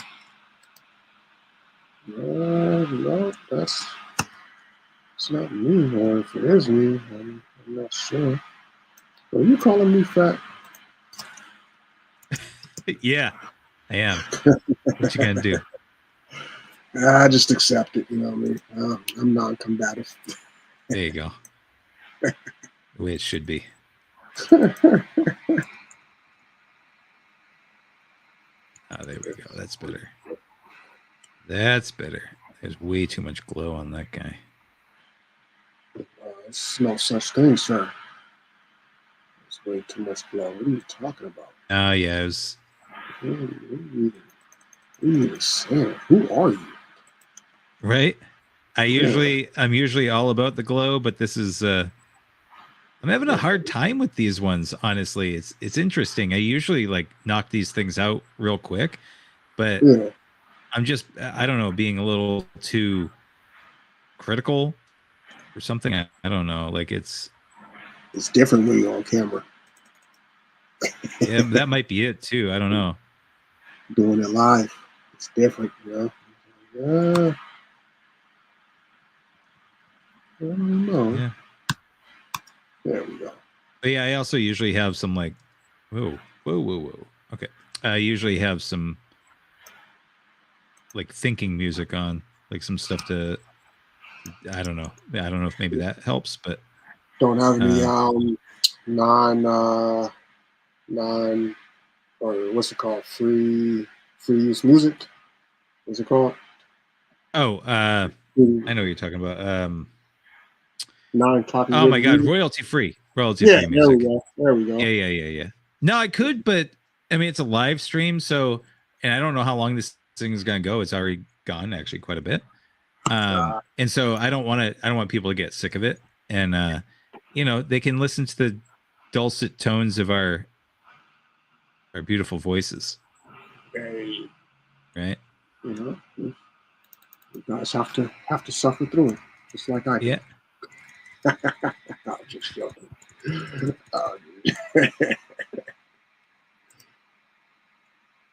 It's all love. This is that I'm really thinking because I'm sticking my tongue out.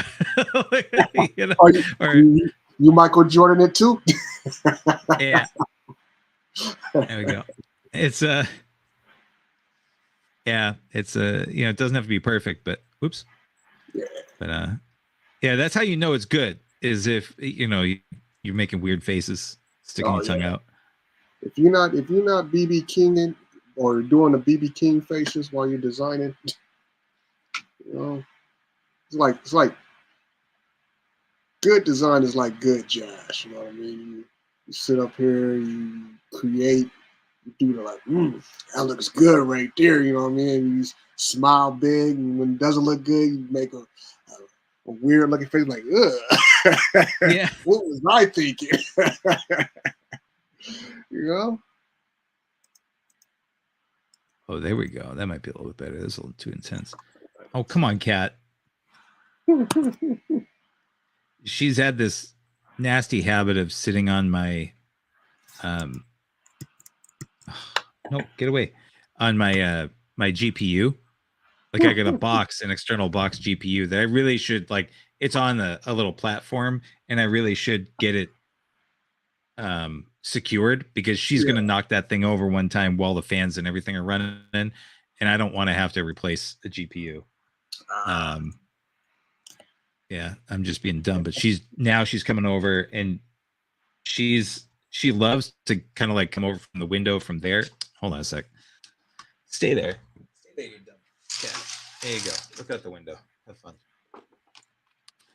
I also got external hard drives on my desk, and I'm always worried that she's going to knock them over, and because they're like the backup drives, the big ones.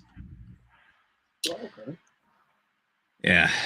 Okay. Let's run like that, and then I'm gonna do. Oh man, I don't know. Let me just duplicate this guy.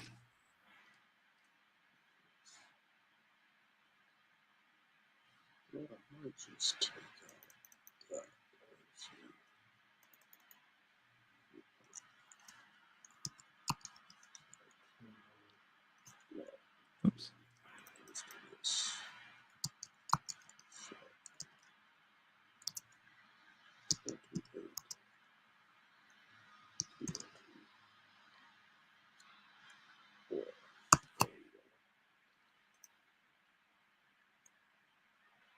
There we go. That's not bad. Okay.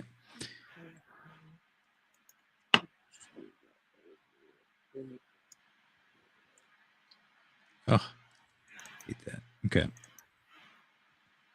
Any plans for the weekend?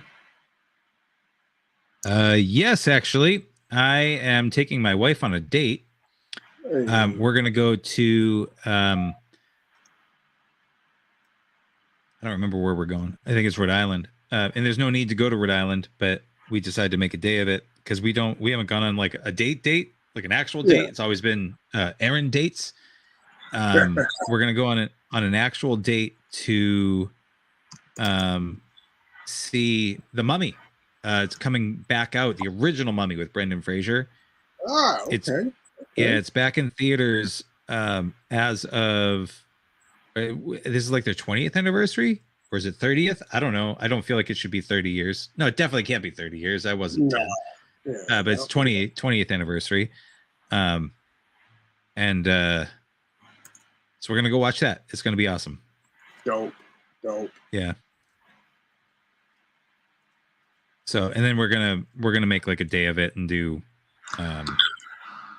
explore the area because like I said, it's Rhode Island. We haven't been down to Rhode Island for much. Mm-hmm. And that's not far. It's an hour, maybe. I don't even think it's that long because Massachusetts is wide, but it's not long. So we have Rhode Island and Connecticut to the south of us that are just like I could throw a rock at them.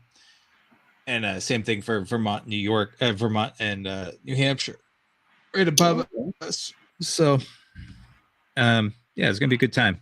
Something new. How about you? I have a few interviews set up with some artists. One in Pomona and one in Redlands on Saturday. Pretty stoked about it. One is a Colombian artist, so he's born, or I'm not sure if he lives in the IE, but he goes back and forth between here and I believe Medellin. And I'm very curious to pick his brain on, hip hop culture in Colombia. So that's something that'll be new. Right on. Yeah. Is that something you're gonna put up on your YouTube? Yeah. So that one's I got one that I'm working on right now that should be up soon. But yeah, that one will also be one I'm gonna throw up on the YouTube channel to appease the YouTube gods. Yeah. You gotta do that, man. The YouTube gods don't like to be ignored for very long. Yeah. I have a tendency to it's hard because like I really like to do content when it like if there's something directly like I'm answering a question from somebody. Yeah. And that's really where I get my giggles, I guess. I'm not doing YouTube to get rich. Although I am about to hit my first paycheck if I haven't already. Yeah, so you have to earn $100 before they send you anything. Yeah. So that's an accomplishment, bro. Again, well, it's not. Is that well, not because you work for it. Is that considered passive income? Yeah, because like I make these videos and then I let them sit there. Right. Like if someone makes a comment, then I'll comment back. But yeah, it's passive income because I mean, you have to depending on how popular you are and how often people watch and you know whatever, it'll accumulate faster.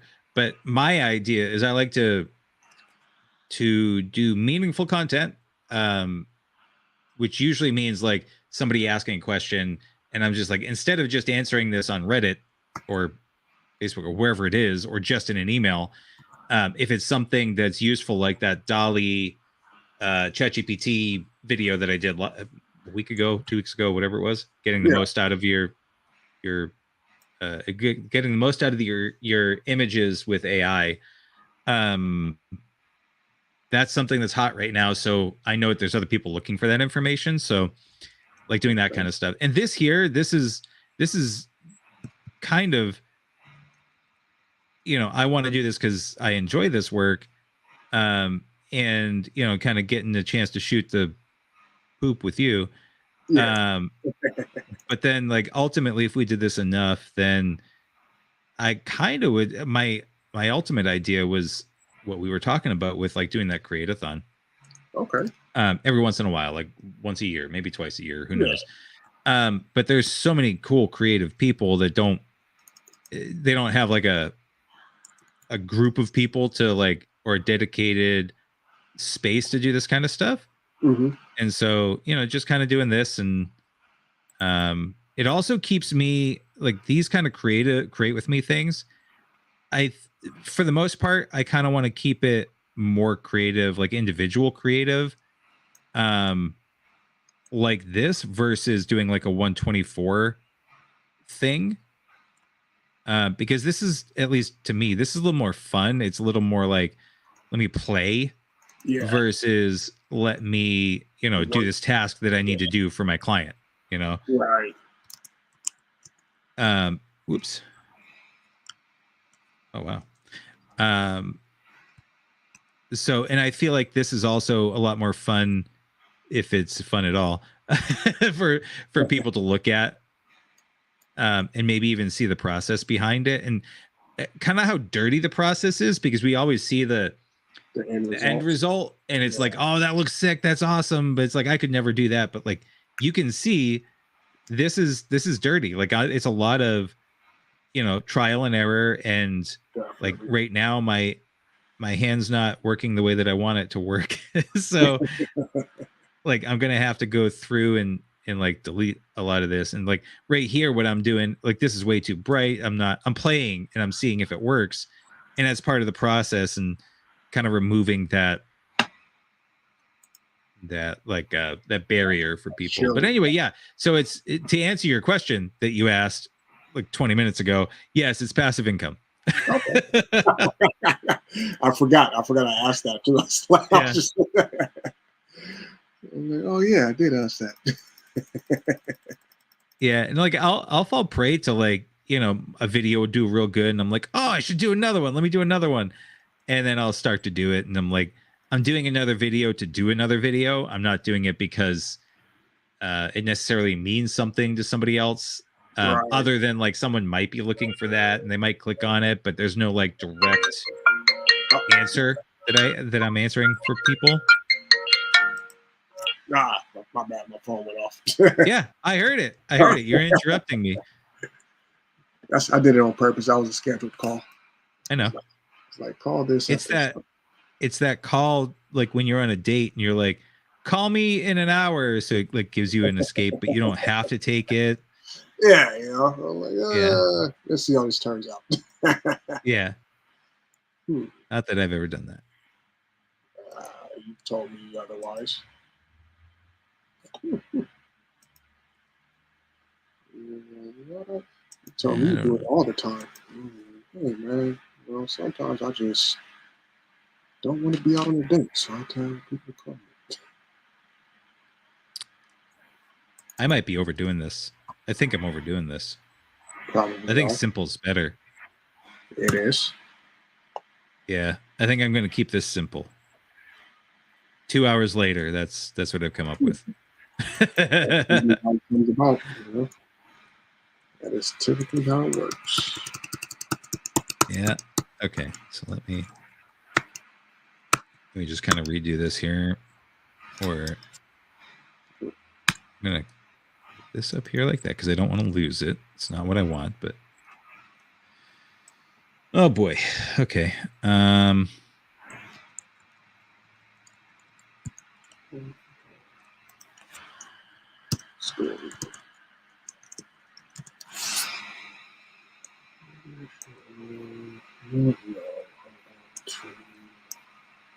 Yeah, okay. That's what I'm gonna do.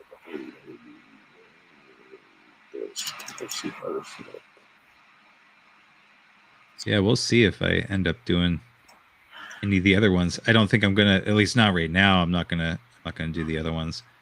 Because this is, I honestly thought I was gonna knock these out, like I said, and be like 3 of them done by this point. It's never that simple. Never that simple, sir.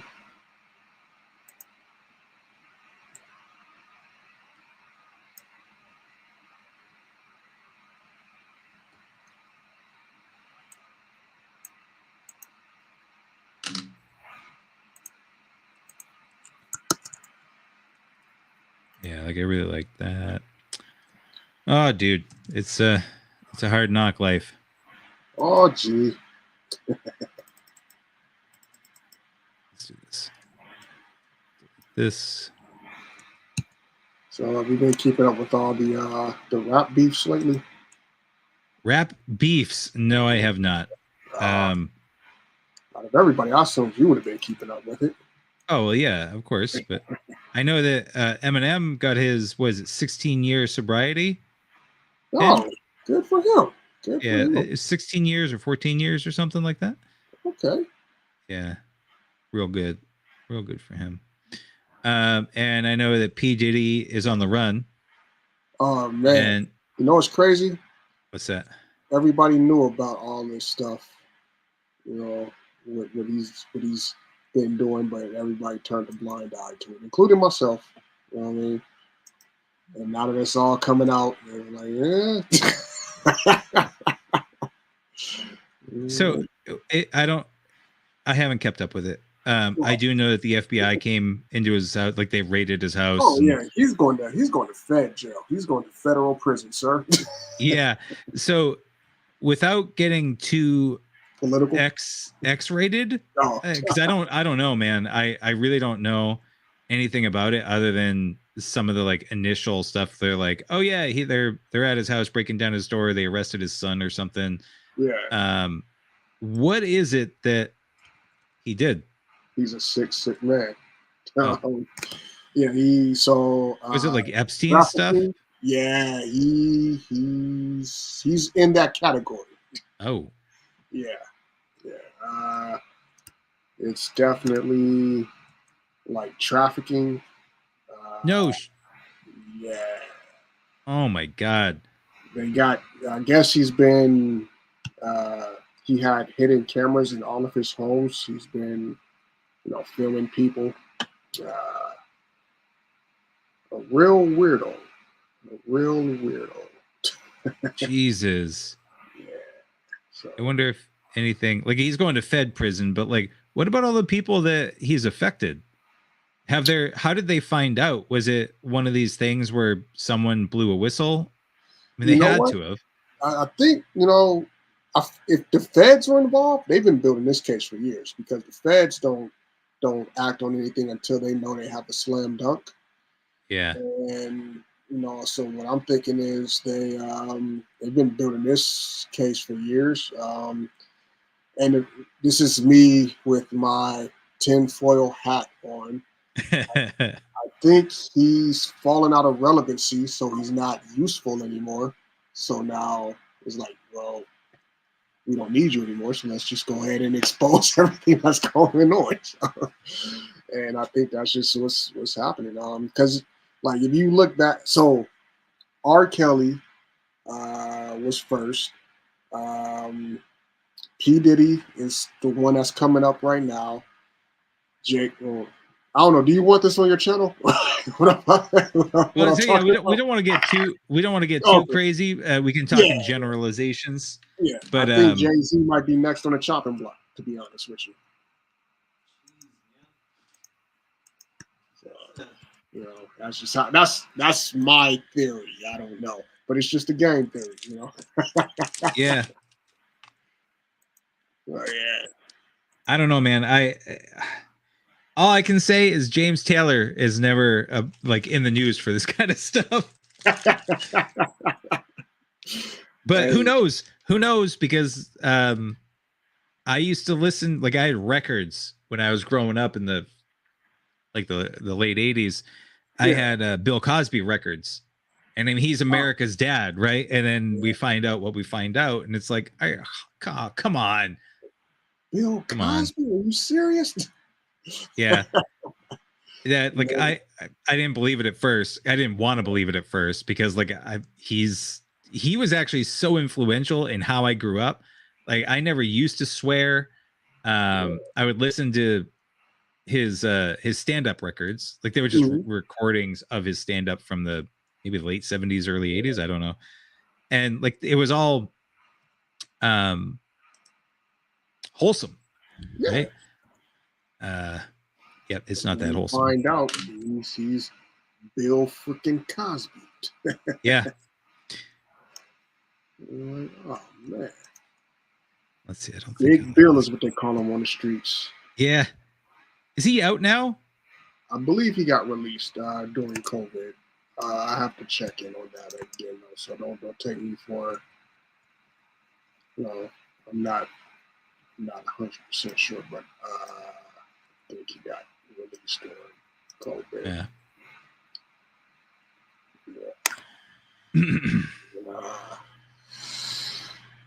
Yeah, you know, the world is crazy, and we turn a blind eye to a lot of things, and it's yeah, I need to work on that. Because there was people talking about Diddy when I was in high school, but because he was Diddy, I was like, no, that's Puff Daddy. Come on, man. But now, like, you know, with age brings wisdom. I don't know. Is that a saying, or did I just make that up? Something like that. Yeah. Something old.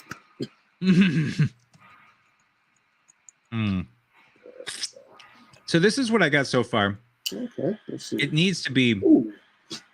Okay. It needs to be refined a little bit because there's too many like splotchy spots.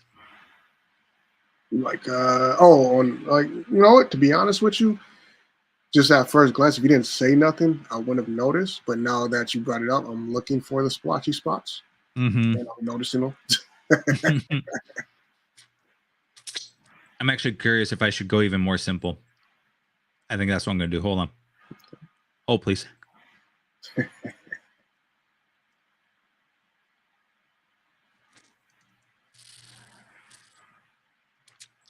Nice. Maggie got me. What are they called? Tootsie Pops. Oh, okay. Yeah, I haven't had Tootsie Pops in forever, and we ran into them a couple weeks ago, and it was like nostalgia explosion. It was awesome. And so when I came back from my trip, there was a bag of Tootsie Pops just hanging out. Nice. Yeah. Yeah, Tootsie Pops are better than Blow Pops. The gum and Blow Pops suck. Yeah, no, 100%. I also feel like I cut the roof of my mouth a lot with Blow Pops. Yeah, they do get glassy. Yeah. See, now this is a spot where having the mouse actually is really beneficial. I'm able to control my hand way more right now. Whoop. I just said that and then I screwed up. But yeah, that's interesting. I wouldn't expect that the mouse would be better for controlling. Oh, God damn it. Come on. Good for long lines. Not if you want to like build something up because you have to like keep clicking the button. At least the way that I run it is I do flow, like a low flow. Oh, okay. Oh, yeah. Build up on it. Yeah. But this lets me clean this up real easily.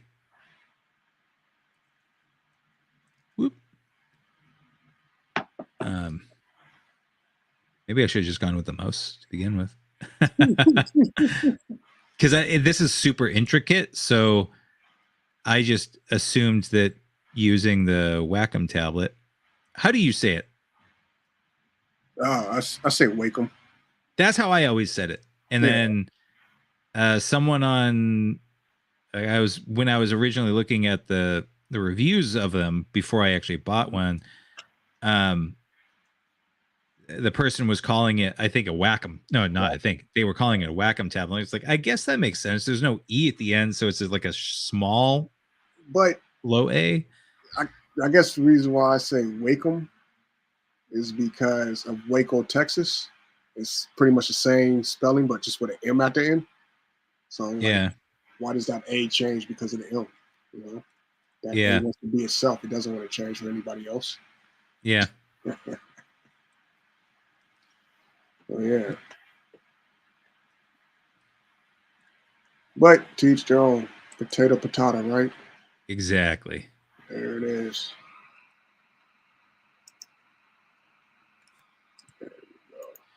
I'm actually curious if. Well, let me see what happens if I do this, because part of the problem is I don't like the.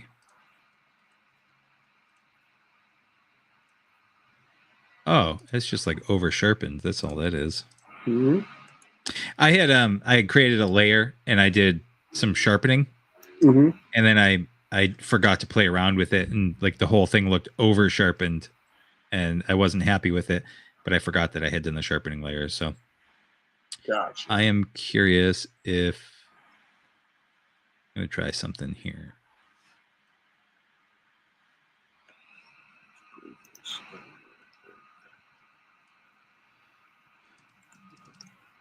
What should I call this? A jewel? Jim?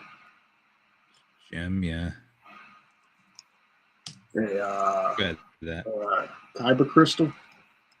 Yeah. Oh, you know what's funny? Oh no, it is. It is showing up. Okay. The selection. I don't think the selection. Yeah, this stuff wasn't popping up either, where it says generating when I was just sharing. Yeah, I just saw the when they popped up on the 3 popped up on the side.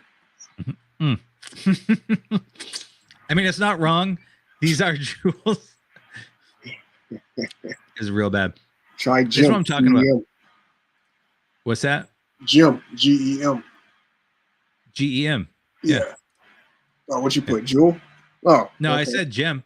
Oh. But this is the thing. Like it's real hard. A lot of times, like it is correct.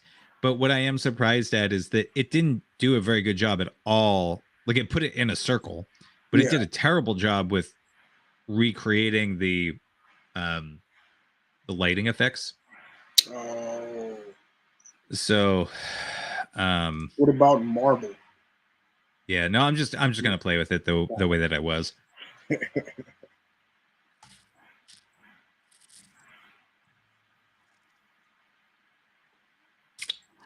I think. Yeah. What do you got working on yours? Let's see. Oh, let's see. So went through a few updates, switching things around. You're sharing. You're sharing now, by the way. Oh, okay, yeah. So yeah, I just wanted to switch things around a bit. Instead of having everything go down the left-hand side, I spaced out, Fontana, California, and Nuevo Street. Give it a little bit more balance to it. I'm not sure if I want to add anything here or make this into these 2 boxes right here. Maybe I'm not going to add anything. I'm probably just going to put it like a dash stripe across. I'll just put this across to remind me later to make it into a dash stripe. And just got my day and time, my tagline for Street Glyphics, paint your story. And then the rest I'll probably just add into the copyright on a post. Like, hey, this is coming up. We're looking for vendors. We're looking for, actually, no, maybe I'll write that in the middle right here somewhere. Vendors, performers, well, vendors and artists is what I'm looking for the most part. So, yeah, just trying to figure out what I want to do. How do you feel? Does this show up as blue or black to you? I'll look at my main screen. I see that as a navy. Okay, navy cool. Blue. That's what I was going for. Was like a nice navy. Mm-hmm. Navy and this yellowish orange. Mm-hmm. Natural colors. But I would definitely like your critique if you have any. Right now? Hold on. If you want, yeah. I gotta jump back to it. Let me save this thing. Okay. What are you putting in the yellow box there? I might put in call for vendors and call for artists in that one for now. But that might not stay. Well, don't do that. That might not stay. I might actually change that out into a design element. So can you show me the trim view? Yeah. View.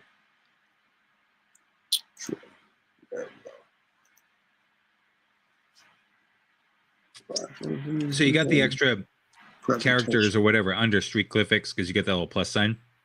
Oh yeah, there we go. Okay. So the yellow box there, Mhm. you're gonna end up adding like a call out or maybe other graphics, or that's just currently a placeholder, or you're gonna. I'm actually gonna like use the blue to write in there, call for vendors, call for artists, or either if I don't do that, maybe just make it into a graphic where I do diagonal lines instead. Yeah. You know, but I'm not sure yet, so that's why I'm just kind of playing around with it.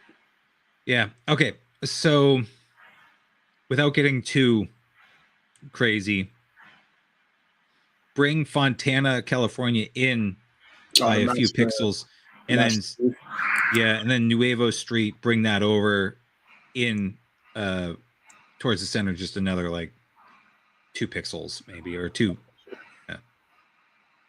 just to be a little bit more optically aligned. Right. Oops.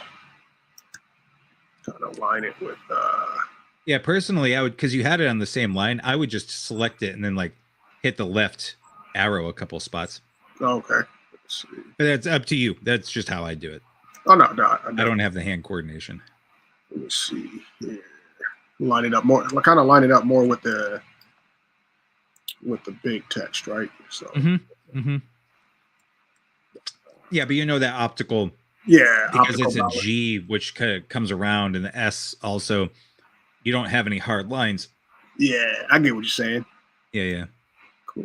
Let's see. You feel what I'm putting down? Yes, indeedy. Let's go. Let's go. I was going to say the other direction, but let's see what it looks like. Okay. Yeah, the other direction. Other direction. Because it feels like it overhangs that S by a lot, even though it doesn't. But just like hit the left arrow like 3 times.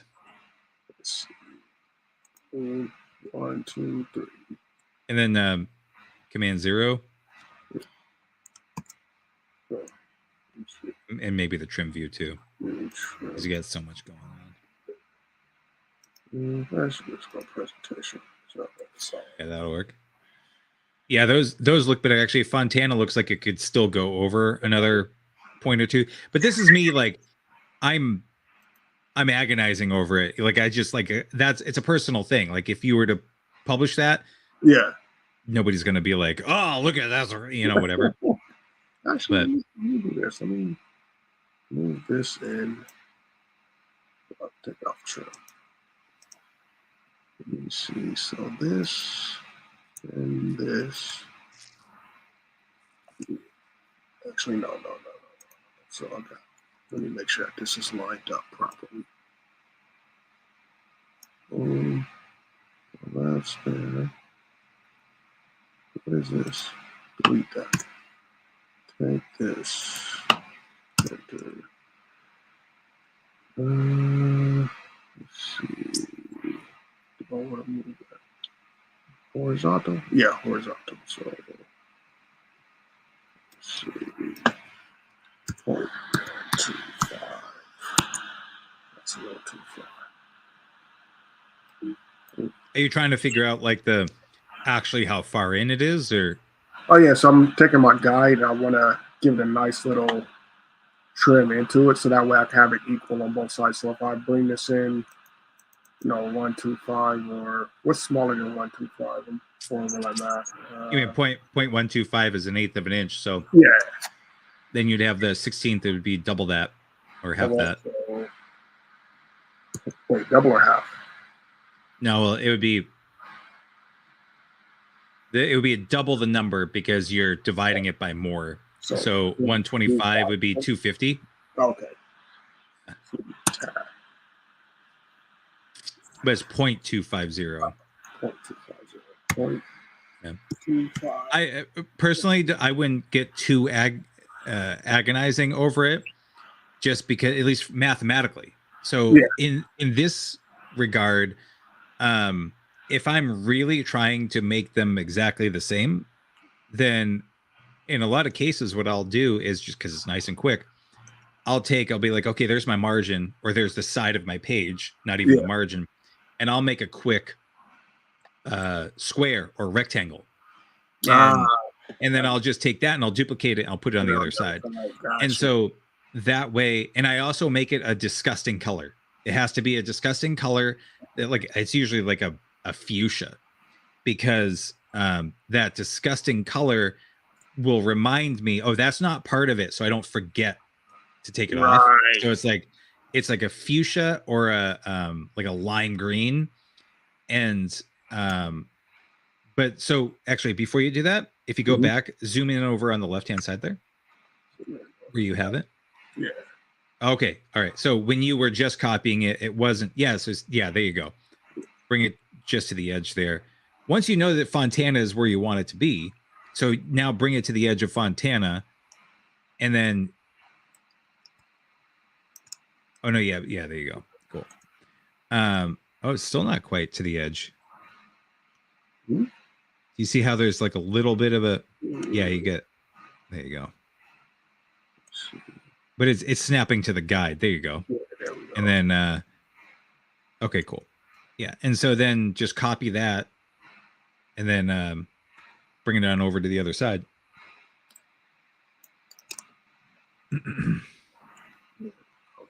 Good looking. And that's a cheap way to make margins that I don't have to worry about too much. And then I can also, there you go.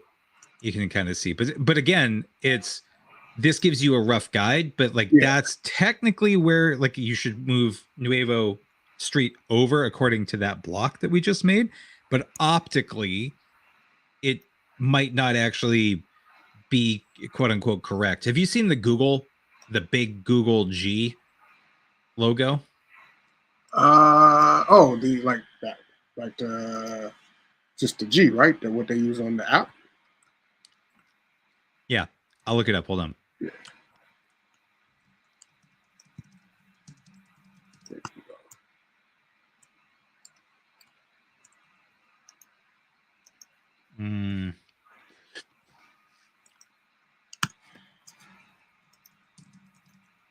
It's not symmetrical. There you go. Somebody. This.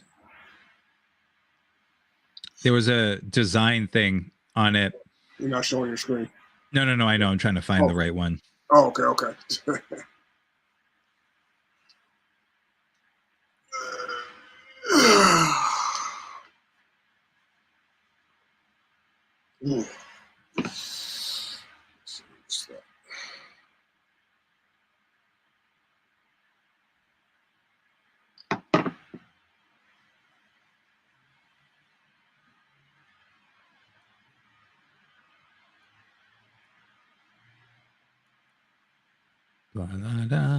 Oh, this person actually has the video on it, but I don't want to get into that. So I'll just pop this guy out. I'll bring this over here, and then I'll share my screen just real quick. There's a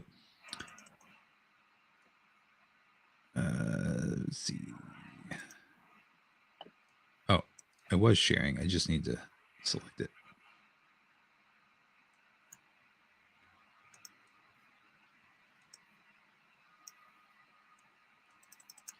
You can see this. Why is it okay for Google logo to be geometrically wrong? Oh yeah. Yeah. So like it's actually not a perfect circle.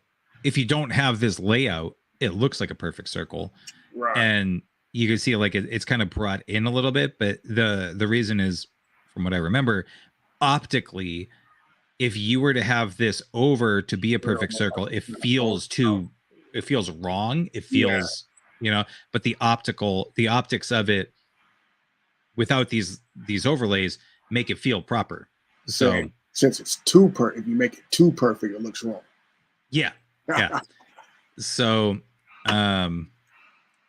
anyway, so there's a long point for a long story short point. Yeah, long story short point.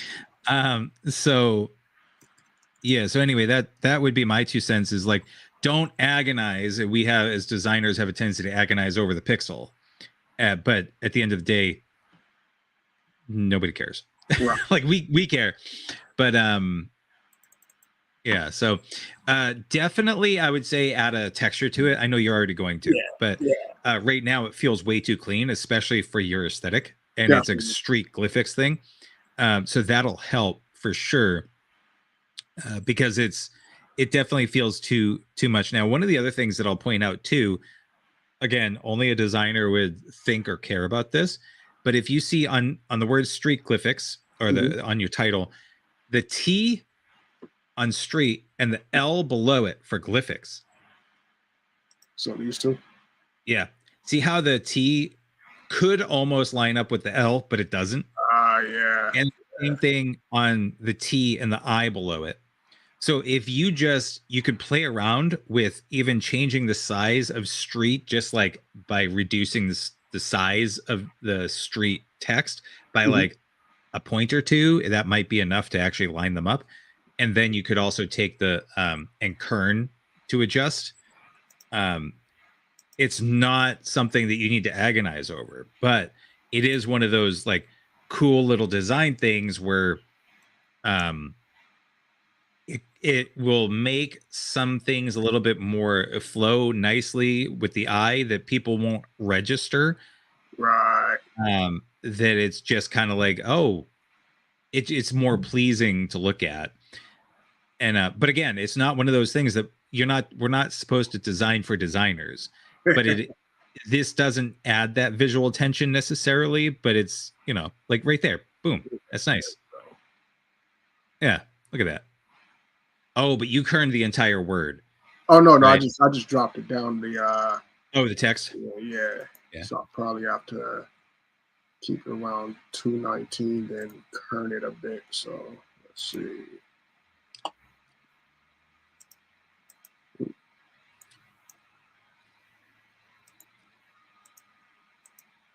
Oh wait.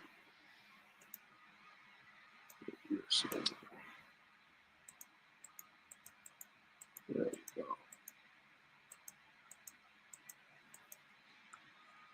we go. Let's see. There we go. What are you clicking on, by the way? Because I don't see like a drop down menu or anything. Oh, I have my my characters panel open. Okay. And then if I don't use my characters panel, I can use my my option arrow key. Yeah.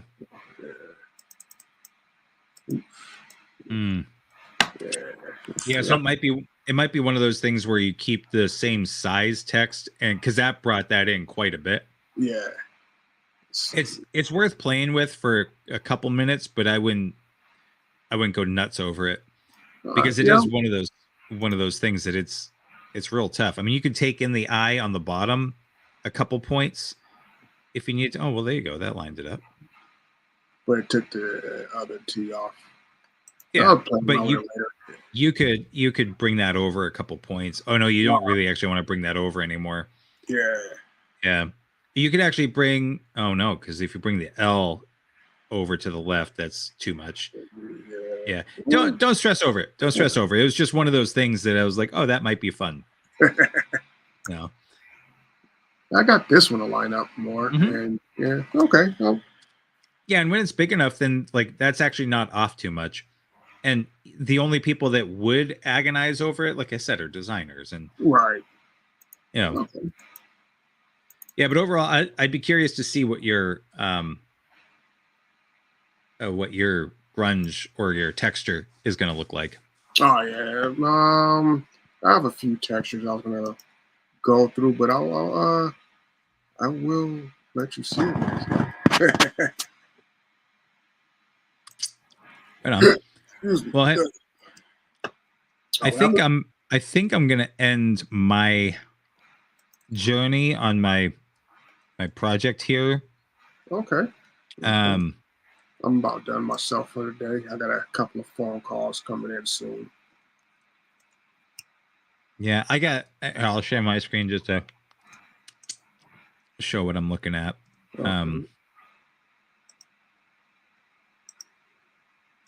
Let's see. Why is it? Oh, okay, there we go. So this is where I'm at, and I think like I simplified it way more. Like I got rid of a lot of stuff. But thanks. I still got to clean up some stuff on it, and like you can see like there's some like here you can see like it's a little darker because it's like it overlaid a little bit, right? Yeah. And like this I need to clean up a little bit, but I'm gonna play off screen, and then but overall I really dig this, and I'll end up throwing it on my Patreon after a little bit. I would like to have a few of these to put up on desktop backgrounds, but yeah, so that's it for that.